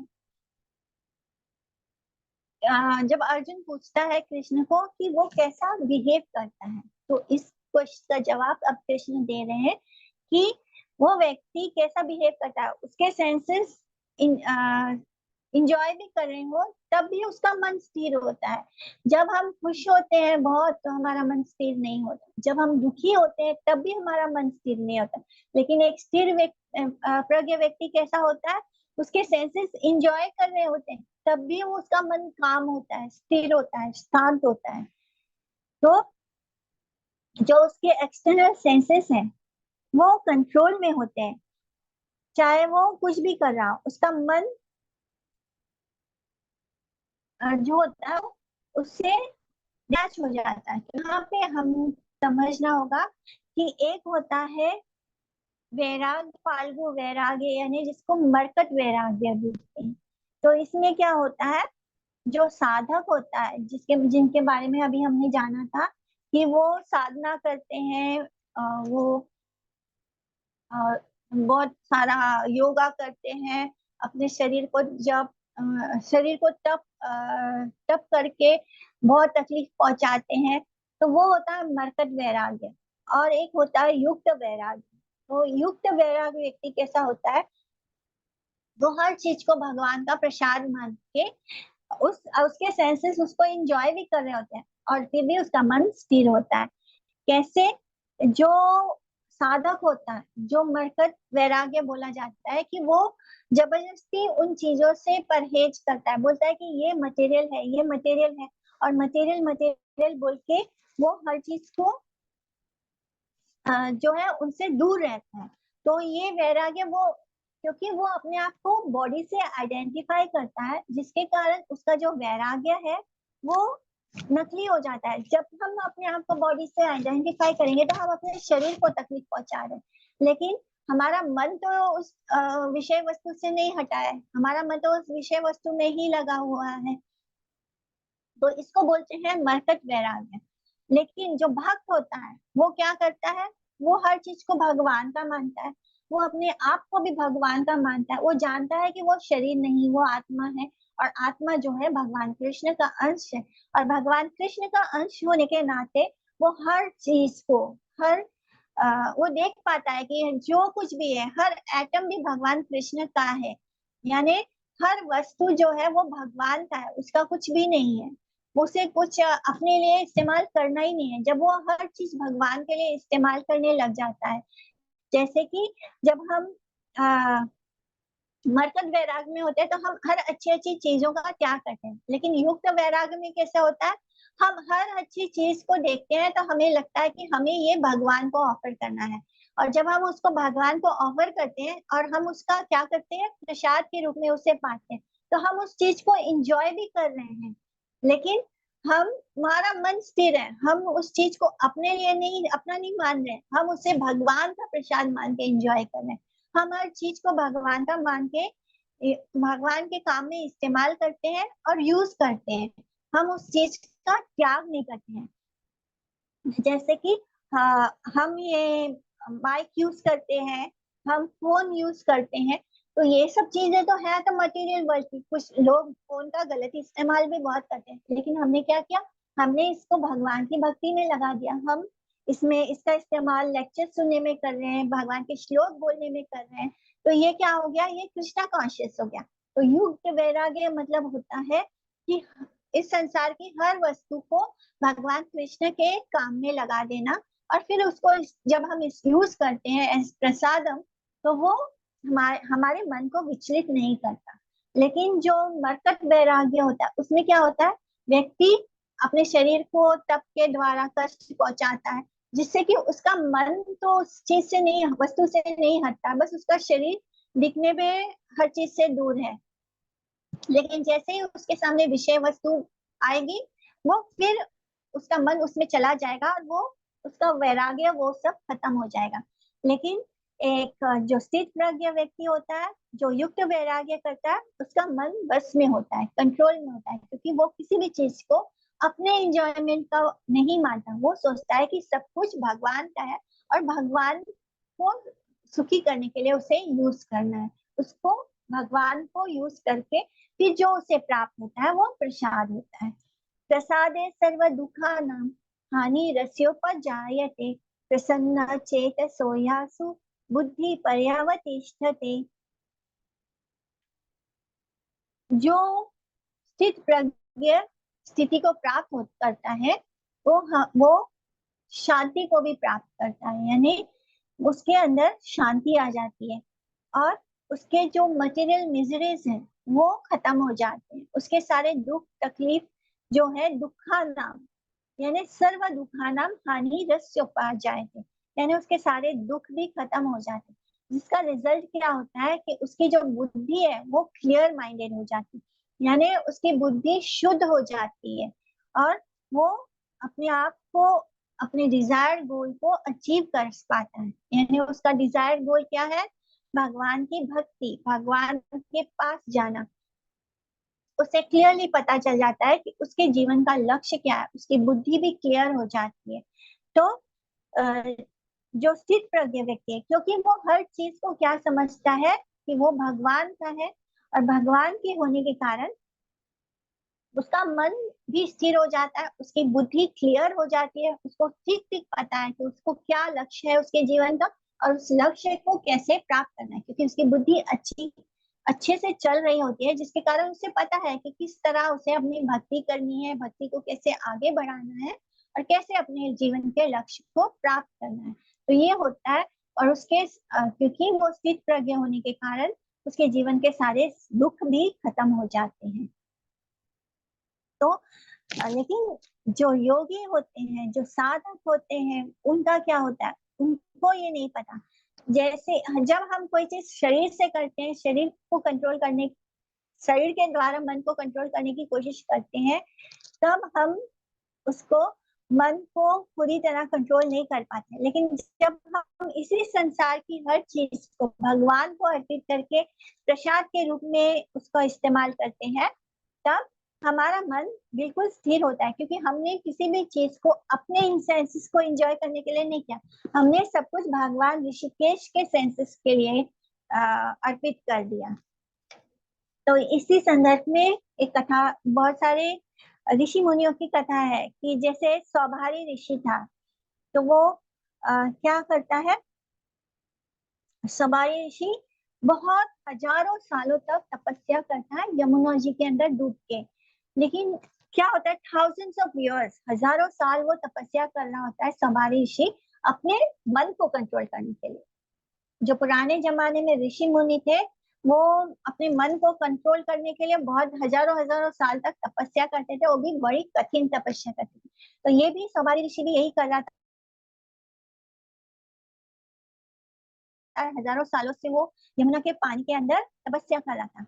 लेकिन क्या होता है, एक बार उसका मन वो क्या देखता है, अपने आंखों से क्या देखता है कि एक मेल और फीमेल पुरुष को संग करते हुए देख लेता है, जिससे कि उसके मन में भी उस चीज की इच्छा जाग जाती है, स्त्री संग की इच्छा उसके मन में जाग जाती है। और फिर वो क्या करता है, ऋषि क्या करता है, मानधाता के महाराज की जो 50 उनकी 50 पुत्रियां थी, 50 डॉटर्स, उन सब से वो विवाह कर लेता है अपने अंदर के लस्ट को सेटिस्फाई करने के लिए। लेकिन और इस लस्ट को सेटिस्फाई करने के लिए वो, बिकॉज उसने हजारों साल ऋषि की है, तपस्या की है, जिसके कारण क्या होता है, ऋषि योगी को कुछ प्राप्त हो जाते हैं, सिद्धियां प्राप्त होती है। इतने हजारों साल तपस्या करने के कारण, तप करने के कारण उसको जो सिद्धि प्राप्त हुई है, उसने उसका इस्तेमाल कहाँ किया? सेक्स लाइफ को एंजॉय करने में। तो वो अपने आप को 50 रूपों में बांट लेता है, 50 स्त्रियों के साथ संग करने के लिए। मानधाता महाराज की जो 50 पुत्रियों के साथ उसने विवाह किया था, उन 50 पुत्रियों के स्त्रियों के साथ संग करने के लिए वो अपने आप को 50 रूप्स में डिवाइड कर लेता है। लेकिन फिर भी उसके सेंसेस जो है कंट्रोल नहीं होते। ये सेंसेस कैसे होते हैं? जैसे हम जैसे ही हम जो डिजायर होते हैं वो क्या होते हैं? घी का काम करते हैं। और जो सेंसेस है वो अग्नि की तरह जल रहे हैं। जो हमारी इच्छाएं हैं वो अग्नि की तरह अग्नि में घी डालने का काम करती हैं। तो वो, और जैसे ही हम एक इच्छा को पूरी करते हैं, दूसरा जन्म ले लेता है, दूसरी को पूरी करते हैं, तीसरा जन्म लेता है। इच्छाओं को पूरा करने से इच्छाएं खत्म नहीं होती। तो भले ही उसने 50 स्त्रियों का संग कर लिया, खूब अच्छे से एंजॉय करने के बाद भी उसके मन को उस लक्ष्य से को शांति नहीं मिली, उसके सेंसेस को शांति नहीं मिलती है। ऐसे ही ययाति महाराज होता है। ययाति महाराज जो था, वो भी अपने मन को कंट्रोल नहीं कर पाया। उसने अपने वो ओल्ड एज में, उसको जो ओल्ड एज था उसको उसने क्या किया, अपने यंग पुत्र पुरु से एक्सचेंज कर लिया। पुरु का जो यूथफुल एज था, उसने उससे वो यूथफुल एज ले लिया, और पुरु को अपना ओल्ड एज दे देता है, और बस सालों तक अपने लिस्टी डिजायर्स को पूरा करने में लगा रहता है, अपनी इच्छाओं को स्त्रियों के संग, अपनी रानियों के संग पूरा करता रहता है।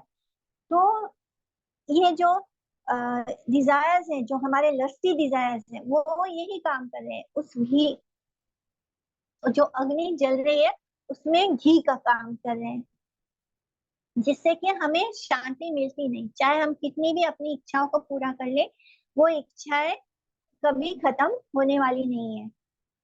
और लेकिन जब अल्टीमेटली जब उसे पता चल जाता है कि ऐसा करके उसने गलत किया, तब वो अपने आप को भगवान के चरणों में अर्पित कर देता है। और जब वो फाइनली भगवान की सेवा में लग जाता है, तब जाकर उसके मन को शांति मिलती है। देन विश्वामित्र मुनि का भी यही था। वो बड़े सीवियर तप कर रहे थे, बड़े कठिन तप कर रहे थे अपने माइंड को सम में रखने के लिए, यानी माइंड को कंट्रोल करने के लिए, और दम यानी अपने सेंसेस को कंट्रोल करने के लिए बहुत ही सीवियर ऑस्टेरिटीज कर रहे थे। तो पहले हम लोग सोचते थे ना कि ये ऋषि मुनि इतने हजारों साल तक तपस्या क्यों कर रहे हैं, क्यों इतना करने की जरूरत पड़ी है। तो ये अपने मन को और अपनी सेंसेस को कंट्रोल करने के लिए इतने कठिन कठिन तपस्या करते थे। लेकिन इनकी इतनी कठिन तपस्या होने के बाद भी जब वो मेनका के पैरों की पायल के घुंघरों की आवाज सुनते हैं, तो उनके मन में स्त्री का संग करने की इच्छा जाग जाती है, और एक पल में उनका माइंड एजिटेट हो जाता है, और वो उसका संग करते हैं। लेकिन फिर जब उन्हें अपनी गलती रियलाइज होती है, तब वो भगवान के सामने अपने आप को अर्पित करते हैं, और तब इवेंचुअली उनको शांति प्राप्त होती है। जब तक कि हम भगवान से दूर हैं और अपने आप ही अपने सेंसेस को कंट्रोल करने की कोशिश करते हैं, तो ये सेंसेस कभी कंट्रोल में नहीं आएंगे, जब तक कि इन सेंसेस को हम भगवान कृष्ण को के सेवा में अर्पित ना कर दें। तो इन सब बातों का यही कंक्लूजन है कि हमें क्या करना है, हमें भगवान की सेवा में अपने सेंसेस को लगाना है, बिल्कुल अम्बरीश महाराज की तरह युक्त वैराग्य करना है, मरकत वैराग्य नहीं करना है। हमें अपने हर सेंसेस को भगवान की सेवा में लगाना है। हमें कुछ भी त्याग करने की जरूरत नहीं है, हमें सब कुछ भगवान को अर्पित करना है। और जो कुछ भी उनका प्रसाद होगा, जब हम उसे पाएंगे, तो हमारे सेंसेस अपने आप कंट्रोल में आ जाएंगे। हमें कुछ भी छोड़ना नहीं है, हमें सब कुछ ये समझना है कि जो कुछ भी है वो हमारा नहीं है, हमारे एंजॉयमेंट के लिए नहीं है, वो सब कुछ भगवान ऋषिकेश के एंजॉयमेंट के लिए है। तो इसी तरह नारद मुनि ने भी यही इंस्ट्रक्शन दिया था व्यास जी को। क्यों? व्यास जी को अपने बड़े सारे पुराण रच डाले, लेकिन उनको शांति प्राप्त नहीं हो रही। क्यों प्राप्त नहीं हो रही? क्योंकि उन्होंने भगवान के बारे में बोला ही नहीं, और उन्हें इस बात का एहसास नहीं हुआ था। तब नारद मुनि स्वयं आते हैं, क्योंकि नारद मुनि उनके स्पिरिचुअल मास्टर हैं। तब वो आकर उस पर बड़ा गुस्सा होते हैं कि तुमने इतने सारे भौतिक अर्थ काम मोक्ष के बारे में बहुत कुछ लिख डाला, लेकिन तुमने उनके बारे में नहीं लिखा जिनके बारे में लिखना चाहिए था। यानी भगवान की कथा नहीं लिखी, भगवान कृष्ण के बारे में तुमने कुछ नहीं लिखा, जिसके कारण तुम्हें जॉब सेटिस्फेक्शन नहीं मिला। यानी तुमने इतने वेदों को 4 भागों में डिवाइड कर लिया, इतने सारे पुराण लिख डाले, लेकिन तुम्हें शांति इसलिए नहीं मिली जैसे कि हम कोई काम करते हैं और हमें जॉब सेटिस्फेक्शन नहीं मिलता है। उसी तरह वेद व्यास जी को भी जॉब सेटिस्फेक्शन नहीं मिल रहा था। तब नारद मुनि ने आकर उनको बताया कि तुम्हें कृष्ण के बारे में, उनकी सुंदर लीलाओं के बारे में लिखना है, उनके ऐश्वर्य, उनके माधुर्य के बारे में लिखना है। तब जाके यस्याम वै श्रूयमानायम कृष्णे परम पुरुषे भक्तिर उत्पाद्यते पुंसा शोक मोह भयापहा। यानी वजेंद्र नंदन श्री कृष्ण जो है वो तुम्हारे लिए, तो इस भागवतम के द्वारा ब्रजेंद्र नंदन कृष्ण जो है तुम्हारे हाथ में मैनिफेस्ट हो जाएंगे, और तुम्हारे अंदर का जो दुख है, जो डर है, जो मोह है, वो उसे खत्म कर देंगे। और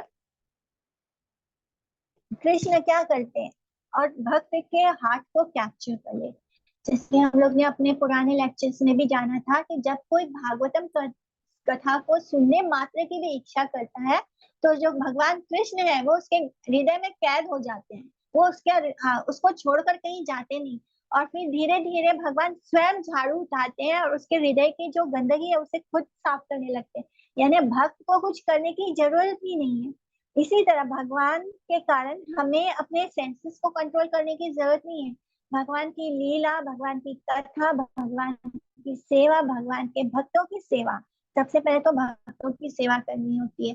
तो जब हम ये करते हैं तो भगवान स्वयं हमारे हृदय को साफ करने लगते हैं, जिससे कि हमारे मन शांत हो जाता है, अपने कंट्रोल में आ जाता है, हमारे सेंसेस अपने कंट्रोल में आ जाते हैं, हमारी बुद्धि क्लियर हो जाती है, हमें हमारा लक्ष्य अच्छे से पता चल जाता है और हम अपनी बुद्धि का इस्तेमाल उस लक्ष्य को प्राप्त करने में लगा देते हैं।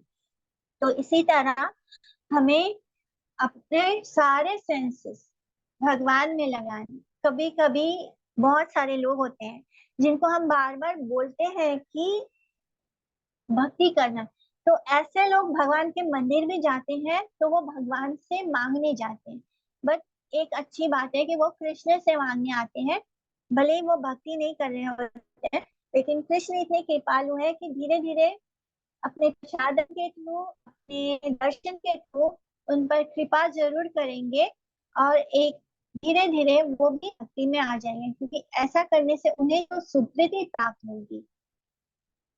हम लोग मंदिर में आने वाले हर व्यक्ति को बोलते हैं कि वो गीता पढ़े, उसका वो शरीर नहीं है, वो आत्मा है। तो हम बहुत सारे लोगों को ऐसा बोलते हैं, लेकिन वो इस बात को समझते नहीं है, वो उस बात को सुनना ही नहीं मांगते हैं। हम भगवत गीता के बारे में बताते हैं, लेकिन वो उस भगवत गीता के बारे में सुनने नहीं मांगते।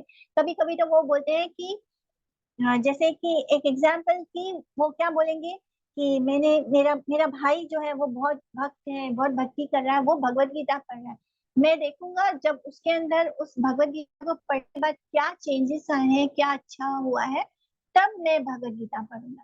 तो ऐसे बहुत सारे लोग होते हैं जो कोई ना कोई बहाना करते हैं कि नहीं पढ़ना। बट एक चीज अच्छी होती है कि वो श्री कृष्ण का शरण लेते हैं, जिससे कि जब वो मंदिर आते हैं तो भगवान का प्रसाद पाते हैं। भगवान का प्रसाद उनके हृदय को शुद्ध करेगा। और जब वो मंदिर आते हैं, रोज ईश्वर के दर्शन करते हैं, कृष्ण के दर्शन करते हैं, भगवान के विग्रह के दर्शन करते हैं, गुरुजनों के दर्शन करते हैं, उससे क्या होता है, व्यक्ति को सुकृति प्राप्त होगी, और इस सुकृति के कारण उसे वैष्णव श्रम प्राप्त होगा, जिससे कि धीरे धीरे वो भक्ति मार्ग में आगे बढ़ पाएगा। न अस्ति बुद्धिर्युक्तस्य न चायुक्तस्य भावना न चाभावयता शांतिर शांतस्य कुतः सुखम। One whose mind is uncontrolled, जिसका मन अनकंट्रोल है, वो who is bereft of intelligence, क्योंकि मन अनकंट्रोल हो गया तो इंटेलिजेंस तो वैसे ही खत्म हो गया, उसे आत्मा से रिलेटेड बातें समझ में नहीं आती, और इसलिए वो जो शांति है वो उसे प्राप्त नहीं कर सकता। वो भगवान पर मेडिटेशन भी कर ले, जिस इंसान का मन अनकंट्रोल हो उसकी बुद्धि वैसे ही नाश हो जाती है, खत्म हो जाती है, उसे आत्मा से जुड़ी बातें समझ नहीं आती, लेकिन वो भगवान को परमेश्वर के रूप में मेडिटेशन करके शांति प्राप्त करने की कितनी भी कोशिश कर ले, तब भी उसे कभी शांति प्राप्त नहीं होगी। और जब शांति ही नहीं होगी तो हैप्पीनेस कहाँ से प्राप्त हो सकता है? जब हमारे अंदर सुकून होता है तभी हम सुख को प्राप्त करते हैं, हम सुखी हो पाते हैं। जब सुकून ही नहीं होगा तो हैप्पीनेस कहाँ से होगा? तो हम देखते हैं कि जब हमारा माइंड ही अनकंट्रोल होता है, ना अस्ति बुद्धिर युक्तस्य, यानी अगर हमारे अंदर शांति नहीं होगी, हमारा मन कंट्रोल में नहीं होगा, तो मन जब कंट्रोल में नहीं होता है, सेंसेस के पीछे भागता है, भागने वाला मन कंट्रोल में नहीं होता, उसके जब हम अपने सेंसेस के सेंस एंजॉयमेंट के पीछे भागते हैं, सेंस ग्रेटिफिकेशन के पीछे भागते हैं, तब हमारी बुद्धि जो है वो बैक सीट ले लेती है, बुद्धि नहीं चलती, बुद्धि बंद हो जाती है, बुद्धि का कोई काम नहीं होता है, मन ही अपने आप अपना काम कर रहा होता है, मन को जो करना होता है वो कर रहा होता है। ज्यादातर लोग इसी कैटेगरी में आते हैं, उनकी बुद्धि नहीं चल रही होती है, उनका मन चल रहा होता है, क्योंकि मन अनकंट्रोल है, मन जो चाहता है वो किए जा रहे हैं, मेरा मन ये कर रहा है, मेरा मन वो कर रहा है। तो ऐसे गाने भी बना रखे हैं, तो जो मेरा मन करेगा मैं वो करूंगा। तो मन जो है जब अब अनकंट्रोल हो जाता है तो बुद्धि टेक्स द बैक सीट, बुद्धि को वो कवर कर लेती है, बुद्धि नहीं चलती। तब उसे व्यक्ति को हम आत्मा के बारे में कुछ भी बताएंगे तो वो नहीं सुनता है, नहीं समझेगा, वो आत्मा से जुड़ी बात को जान ही नहीं पाएगा, समझ ही नहीं पाएगा। एंड फिर भी वो अपने वो शांति के लिए भगवान के ऊपर मेडिटेशन करने की कोशिश भी करेगा तो उसे शांति नहीं प्राप्त होगी, और ऐसा करने से उसके अंदर सुकून या हैप्पीनेस भी नहीं आएगा। सुकून का रिश्ता, सुकून होने से ही हमें खुशी प्राप्त होती है। जैसे एक हस्बैंड वाइफ है और हस्बैंड हॉस्पिटल में एडमिट है बहुत ही क्रिटिकल कंडीशन में, वाइफ बहुत दुखी है। अगर हम उसकी वाइफ को स्विट्जरलैंड ले जाए, स्विट्जरलैंड बिल्कुल स्वर्ग जैसा जगह है, बहुत सुंदर जगह है, तो अगर उसकी वाइफ को हम स्विट्जरलैंड ले जाएं तो क्या उस वाइफ को वो स्विट्जरलैंड महसूस हो पाएगा? उसे कोई खुशी प्राप्त होगी स्विट्जरलैंड जाके? क्योंकि उसका मन जो है उसके हस्बैंड में लगा हुआ है और अस्थिर हो गया है, क्योंकि उसका मन लगातार उसके हस्बैंड में लगा हुआ है, उसको लग रहा होगा कि वो कैसे है कैसे नहीं है। उसको हम खुश करने की, उसकी वाइफ को खुश करने की कितनी भी कोशिश कर ले, उसके अंदर शांति है ही नहीं, उसका मन अशांत है उसके पति के कारण। तो उसको स्विट्जरलैंड भी ले जाओगे तो उसको सुख प्राप्त नहीं होगा उस जगह, भले ही पूरा जीवन उसने स्विट्जरलैंड देखने की इच्छा की हो, लेकिन अगर आप उसकी वो इच्छा भी पूरी कर दे तब भी उसे हैप्पीनेस प्राप्त नहीं होगा। तो इसी तरह अगर हमारा मन शांत नहीं होगा तो हमें कोई सुख प्राप्त नहीं होता। मन हमें सुखी होने का रास्ता बता रहे हैं कि सुखी कब हो सकते हैं हम, जब हमारे मन में शांति होगी। मन कब शांत होगा? जब हमारा मन कंट्रोल में होगा, जब हमारे सेंसेस कंट्रोल में होंगे, जब हमारी बुद्धि क्लियर होगी, तब जाके हमें शांति प्राप्त होगी और हैप्पीनेस प्राप्त होगा, खुशी प्राप्त होगी। इंद्रियाणां हि चरतां यन्मनो अनुविधीयते तदस्य हरति प्रज्ञां वायुर्नावमिवाम्भसि। तो जब हमारा मन किसी बात पे कंटेम्पलेट करता है, जब हमारा मन किसी बात को में लगातार सोचता रहता है, तो ये बिल्कुल वैसे ही है जैसे कि कोई बोट है पानी में और थोड़ा सा हवा आता है वो उसको वहां से हिलाकर आगे ले जाता है। तो इसी तरह अगर हमारे सेंसेस इधर उधर भटक रहे हैं तो वो हमारे मन को अपने साथ ले जाएगा, और इसी तरह वो हमारी बुद्धि को भी ले जाएगा। यानी अगर हमारा मन अनकंट्रोल है तो हमारे जो वंडरिंग सेंसेस है, जो हमारे सेंसेस इधर उधर भटक रहे हैं, वो हमारे अनकंट्रोल माइंड को अपने साथ ले जाएंगे और हमारी बुद्धि को भी अपने साथ ले जाएंगे। जो ये जो इंद्रियां हैं, ये अगर ये उधर अगर हमारा मन ही अनकंट्रोल होगा तो हमारी इंटेलिजेंस भी हमारे साथ नहीं होगी, वो उसको कवर कर लेता है। मन अनकंट्रोल मन हमारे इंटेलिजेंस, हमारी बुद्धि को कवर कर लेता है। फिर जो मन और बुद्धि होता है, इंटेलिजेंस हमेशा हमें बहुत सही रास्ता बताने की कोशिश करता है, लेकिन मन जो होता है वो बोलता है नहीं मुझे यही करना है, मुझे क्योंकि उसके सेंसेस अनकंट्रोल है।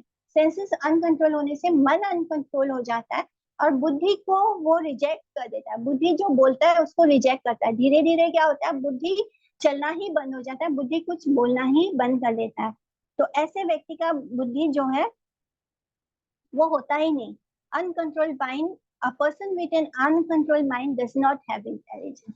जिसका मन अनकंट्रोल होता है उसकी बुद्धि वैसे ही बंद हो जाती है, वो चलती नहीं है। तो इसी तरह अगर हमारे जो सेंसेस है वो अगर किसी चीज पे सोचने लग जाते हैं, वो किसी चीज पे भटक जाते हैं, तो मन उसके पीछे, अनकंट्रोल माइंड उसके पीछे चला जाता है और बुद्धि खत्म हो जाती है। तस्माद् यस्य महाभावो निगृहीतानि सर्वशा इंद्रियाणि इंद्रियार्थेभ्यस्तस्य प्रज्ञा प्रतिष्ठिता। तो इसलिए हे महाभाव, अपने सेंसेस को कंप्लीटली रिस्ट्रेन करो सेंस ऑब्जेक्ट से और अपने इंटेलिजेंस को फिक्स करो। अगर हमें अपनी बुद्धि को, अगर हमें बुद्धिमान होना है, अगर हमें बुद्धि से सोचना है, तो उसके लिए हमें क्या करना है, अपने सेंसेस को कंट्रोल करना है। सेंसेस का एक बार कंट्रोल, सेंस ऑब्जेक्ट के प्रति अगर हमारा मन नहीं भागेगा तो हमारा मन भी कंट्रोल होगा, हमारी बुद्धि भी अच्छे से चलेगी। तो यहाँ पे अर्जुन को क्या बोलते हैं, महाबाहो। महाबाहो क्यों? क्योंकि अर्जुन जो है वो एक बड़ा योद्धा है। जिस तरह वो अपने शत्रुओं को कॉन्कर करता है, उनको उनको जीतता है, उसी तरह अर्जुन को अपने इंद्रियों को जीतने के लिए बोल रहे हैं कि हे महाभाव, अपने सेंसेस को कंट्रोल करो। और इससे क्या होगा, तुम्हारा जो मन है निगृहीता यानी स्थित प्रज्ञ हो जाएगा। यानी तुम्हारा मन कंट्रोल में होने से तुम्हारी बुद्धि आगे आ जाएगी, और वो जो बैक स्टेट ले लिए, बुद्धि ने जो बैक स्टेट ले लिए और अब चलना फिरना सब बंद कर दिया, वो बुद्धि आगे आएगी, वो क्लियर हो जाएगी और वो अच्छे से तुम्हें सही रास्ता बताएंगी। या निशा सर्वभूतानां तस्य जागृति संयमी यस्यं जागृति भूतानि सा निशा पश्यतो मुने।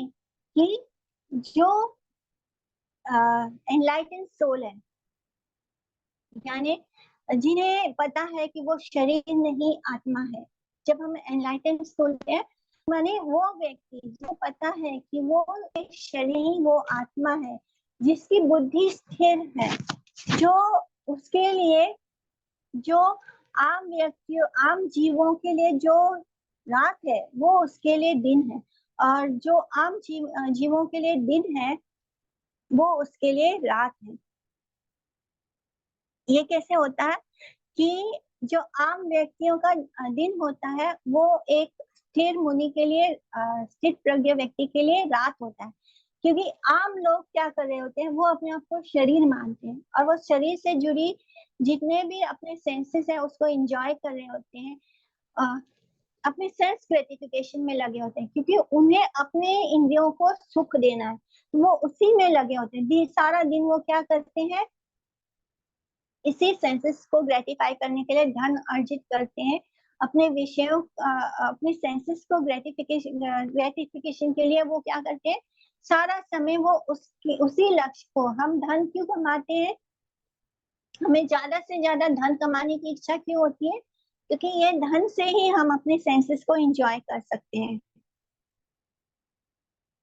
तो ये सेंसेस को एंजॉय करने के लिए वो अपना सारा सारा दिन इसी में लगा देते हैं। यानी ये लोग किसमें है, अंधकार में है। तो एक बुद्धिमान व्यक्ति के लिए, एक स्थिर प्रज्ञ व्यक्ति के लिए उनका ये जो सेंस एंजॉयमेंट है, जो इन लोगों के लिए लगता है कि जो आम लोग होते हैं उनको क्या लगता है, हमें बहुत अच्छा जॉब करना है, बहुत अच्छे बिजनेस करना है, हमें अच्छा प्रोफेशन करना है, हमें अच्छी नौकरी करनी है, किसके लिए, सेंसेस एंजॉय करने के लिए, अच्छा सोसाइटी में अच्छा स्टेटस हो, रिश्तेदारों के बीच में हमारा बहुत अच्छा स्टेटस होना चाहिए, मेरा बच्चा यहाँ फॉरेन में पढ़ रहा है, या उसके पास इतनी बड़ी गाड़ी है, या इतने बड़े जॉब कर रहा है, लाखों रुपए कमा रहा है मंथली।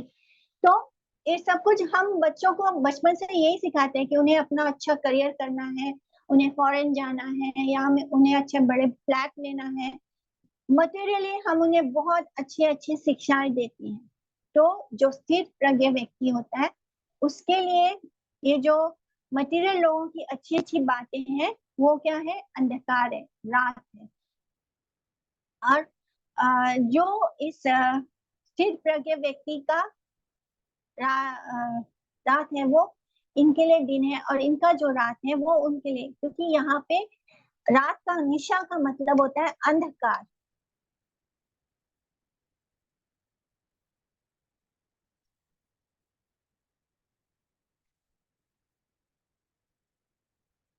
तो यहाँ पे लोग हमेशा भक्तों को कैसे ट्रीट करते हैं, भक्तों को बोलते हैं कि इन्होंने अपना जीवन बर्बाद कर लिया भगवान की शरण में जाके।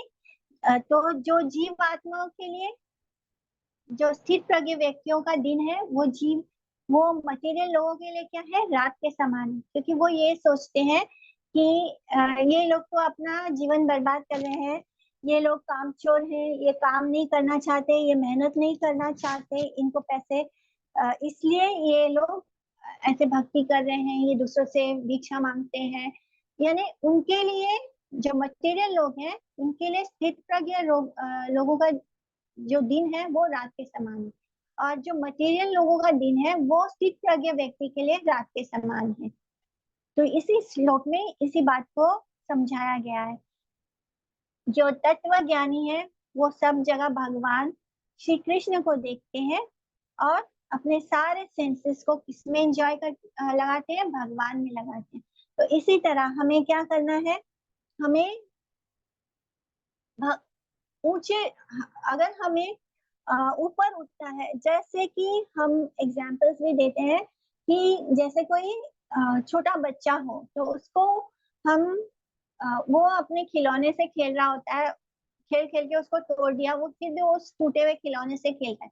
लेकिन जैसे ही उसके सामने कोई नया खिलौना आता है, वो पुराने खिलौने से को छोड़ देता है, जिसके साथ वो बहुत अटैच था, जिसके बिना वो रह नहीं सकता था, उसको छोड़ देता है और उस नए खिलौने के साथ खेलना शुरू कर देता है। और उसमें जो अच्छाई है उसके प्रति आकर्षित हो जाता है, उससे अटैच हो जाता है। तो हमें क्या करना है, जब हम भगवान की सेवा को इंजॉय करने लगते हैं, जब हम भगवान की सेवा को महसूस करते हैं, जब हम भगवान की सेवा में सुख और आनंद को महसूस कर पाएंगे, तो हम इस संसार की सेवा को त्याग देंगे। यानी ये जो संसार की सेवा है ये नीचे नीचे स्तर पे है। जब हम ऊंचा टेस्ट, हायर टेस्ट को महसूस करेंगे, तो हम लोअर टेस्ट को का त्याग को अपने आप ही त्याग देंगे।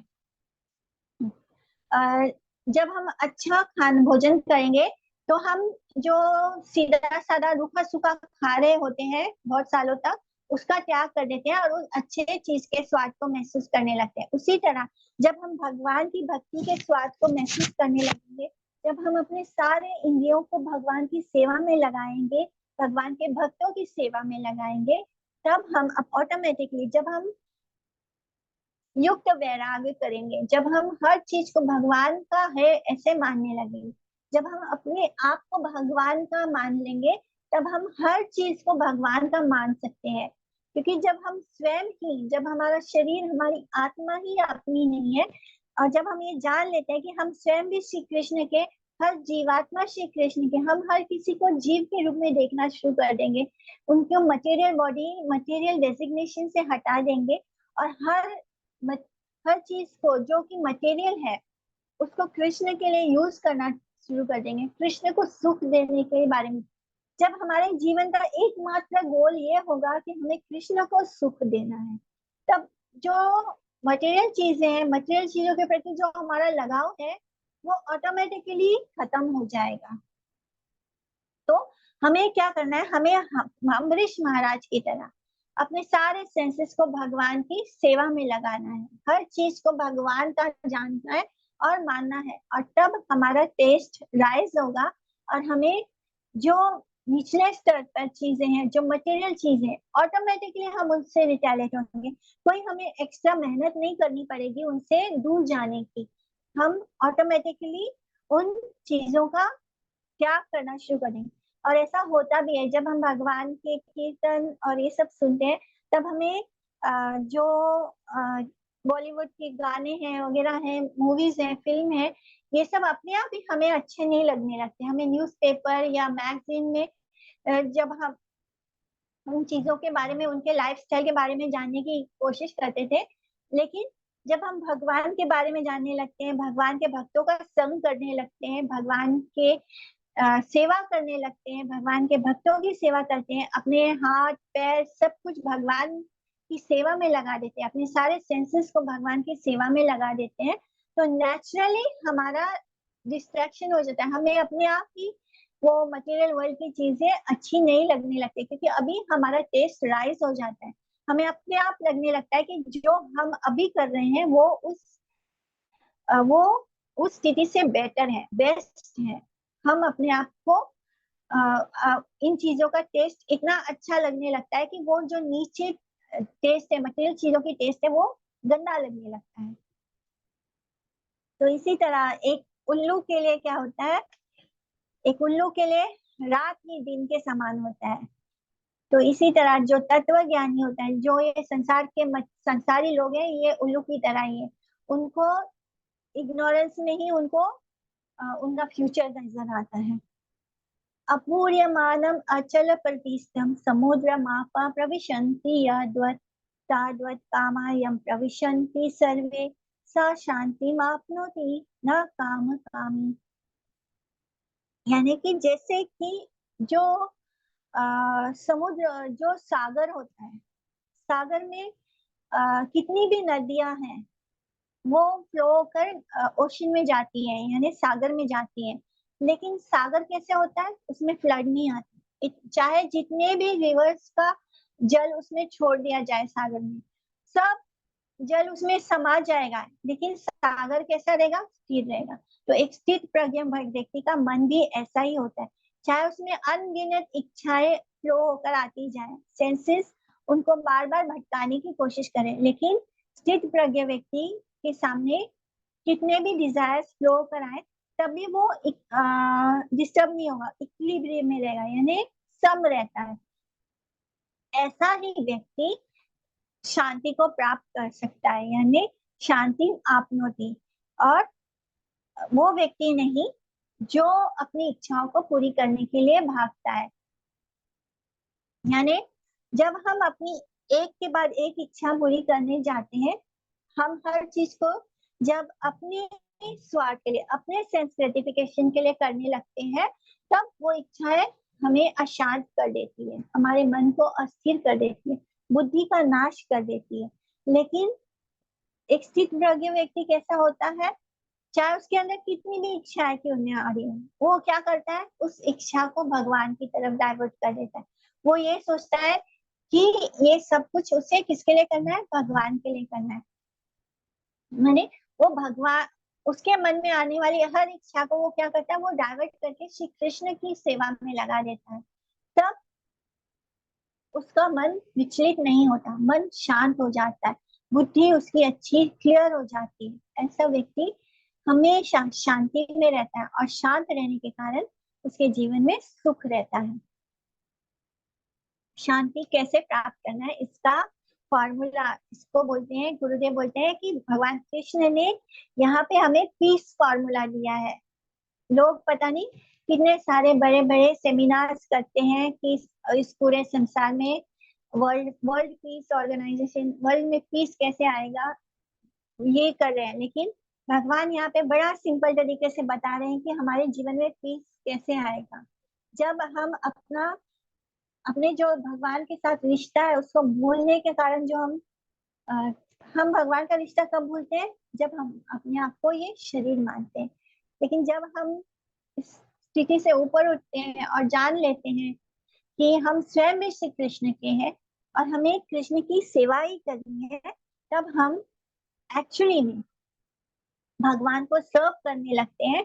और जब हम भगवान को सर्व करते हैं, तो सारे हमारी इच्छाएं जो हम अपने लिए कर रहे थे, उसे हम कृष्ण के प्रति डाइवर्ट करते हैं। हम डिजायरलेस कभी नहीं हो सकते, मन कभी भी डिजायरलेस नहीं हो सकता। डिजायर तो रहेंगे, लेकिन हमें उसे स्पिरिचुअल डिजायर करना है। जब हमारे डिजायर स्पिरिचुअल हो जाते हैं, जब वो कृष्ण के लिए होने लगते हैं, जब हम सुंदर फूल देखते हैं और ये सोचते हैं कि अगर हम ये फूल इकट्ठा करके भगवान के लिए माला बनाए, तो भगवान को उसको पहनाएंगे, तो भगवान जी के गले में वो फूल कितना सुंदर लगेगा, भगवान उस फूल को सुंदर बना देते हैं। तो मैंने भगवान को जब फूल देखते हैं, तो हम भगवान को वो ऑफर करने के बारे में सोचते हैं। जब हम बहुत पैलेटेबल चीजें देखते हैं, बहुत टेस्टी टेस्टी भोजन देखते हैं, बहुत अच्छा अच्छा खाना देखते हैं, तब हम ये सोचते हैं काश हम ये भी बनाकर भगवान को ऑफर करें, तो भगवान को कितना स्वाद मिलेगा, भगवान को कितना अच्छा लगेगा। जब हम अच्छे अच्छे कपड़े देखते हैं, तब हम ये सोचते हैं कि भगवान को इसके लिए पोशाक बनाकर दे, तो भगवान को ये कितना अच्छा लगेगा। भगवान के लिए हर चीज, जब सुंदर सुंदर गहने देखते हैं तब हम ये ना सोचें कि मैं इसको पहन के कितनी सुंदर लगूंगी, हम ये सोचे कि जब ये गहने राधा रानी के गले में होंगी तो कितना सुंदर लगेगा, कृष्ण के हाथों में वो कड़े होंगे तो कितने सुंदर लगेंगे, ये मुकुट कृष्ण पहनेंगे तो कितने सुंदर लगेंगे, ये पुष्पों की माला कृष्ण धारण करेंगे तो कितने सुंदर लगेंगे।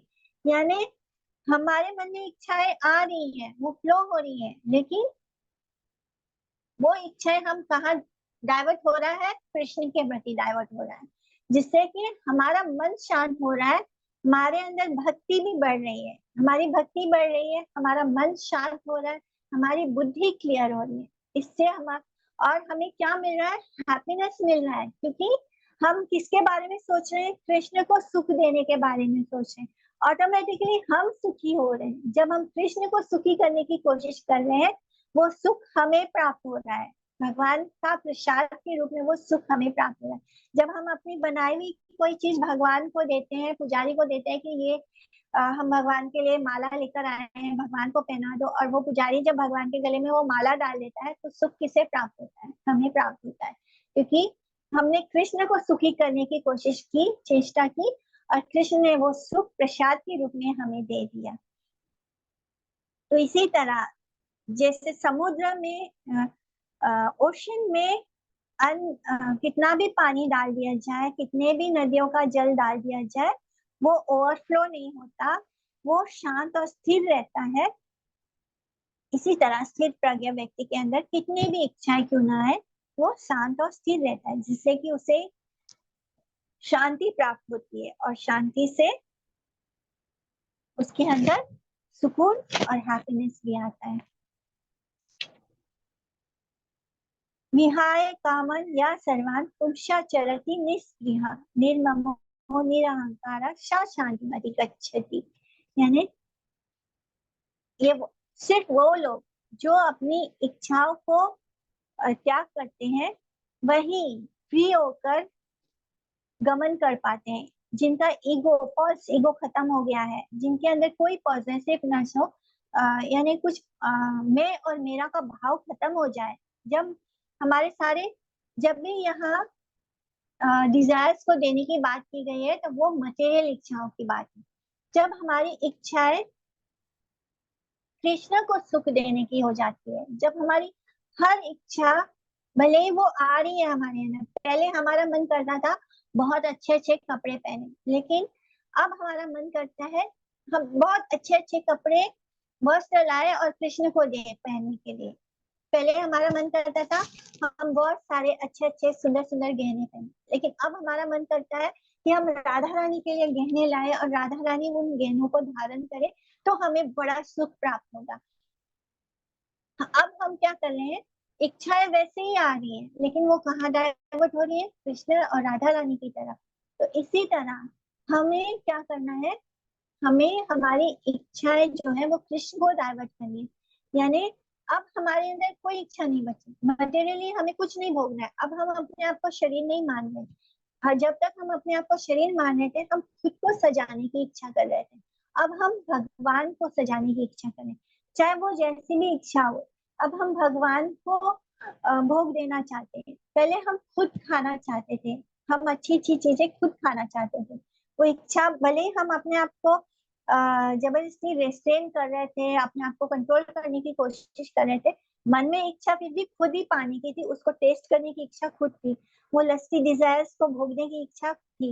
लेकिन जब हमने वो इच्छाएं दे दी, किसको, कृष्ण की तरफ दे दी, तब हमारा मन फ्री हो गया, हमारा फॉल्स ईगो खत्म हो गया।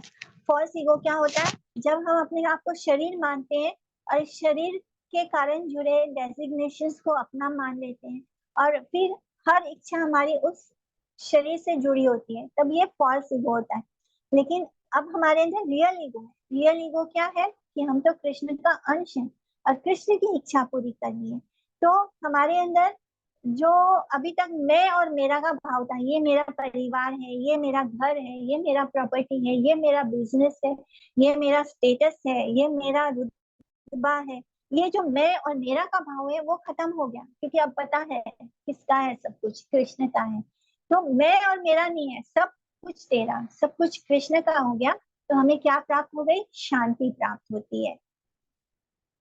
एषा ब्राह्मी स्थिति पार्थ नैनाम प्राप्य विमुह्यति स्थितवास्यम अंतकाले अपि ब्रह्म निर्वाणम मृच्छति। यानी हे पार्थ, ऐसे स्थिति को बोलते हैं ब्राह्मी स्थिति। यानी जब शांति प्राप्त होती है तब हम ब्रह्म को अटेन कर पाते हैं, तब वो स्थिति क्या होती है? ब्राह्मी स्थिति होती है।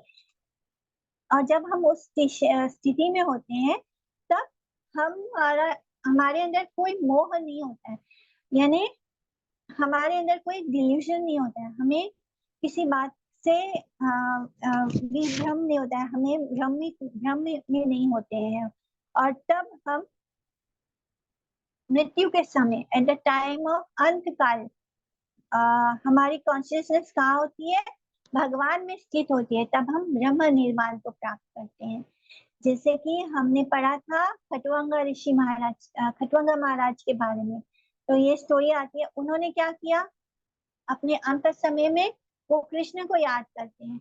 जैसे कि हमने स्टार्ट पढ़ा था, गुरुदेव यही बोलते हैं कि हमें हमने अपना लाइफ सक्सेसफुल किया हो ना किया हो, लेकिन हमें हमारा डेथ जो है, वो अंतकाल जो है उसे सक्सेसफुल करना है। वो कैसे? कृष्ण को याद करके।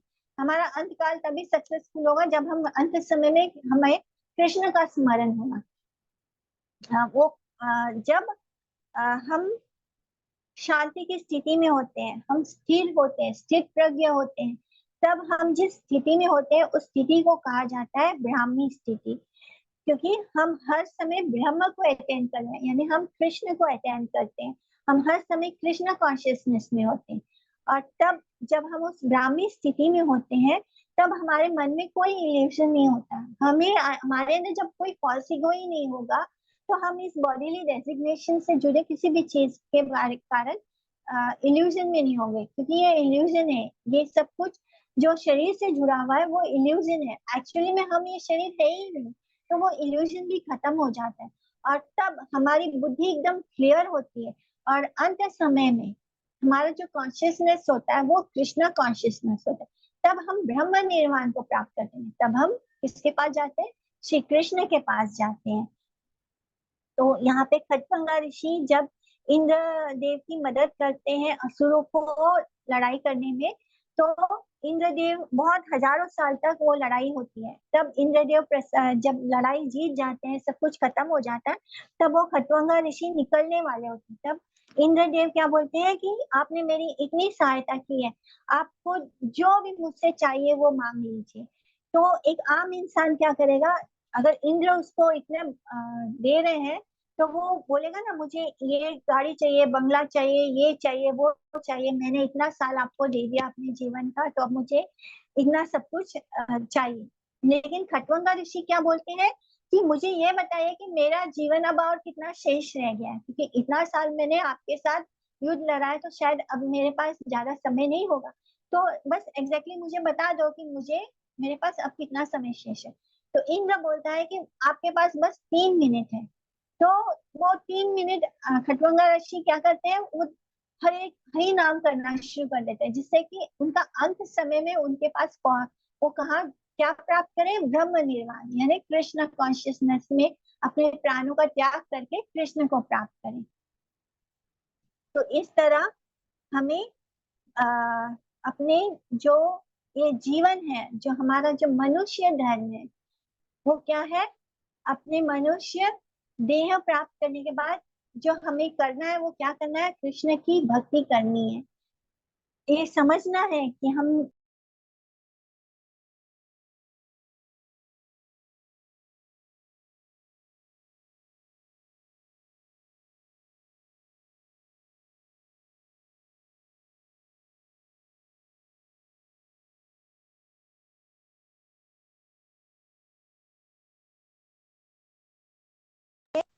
एंड करते हैं।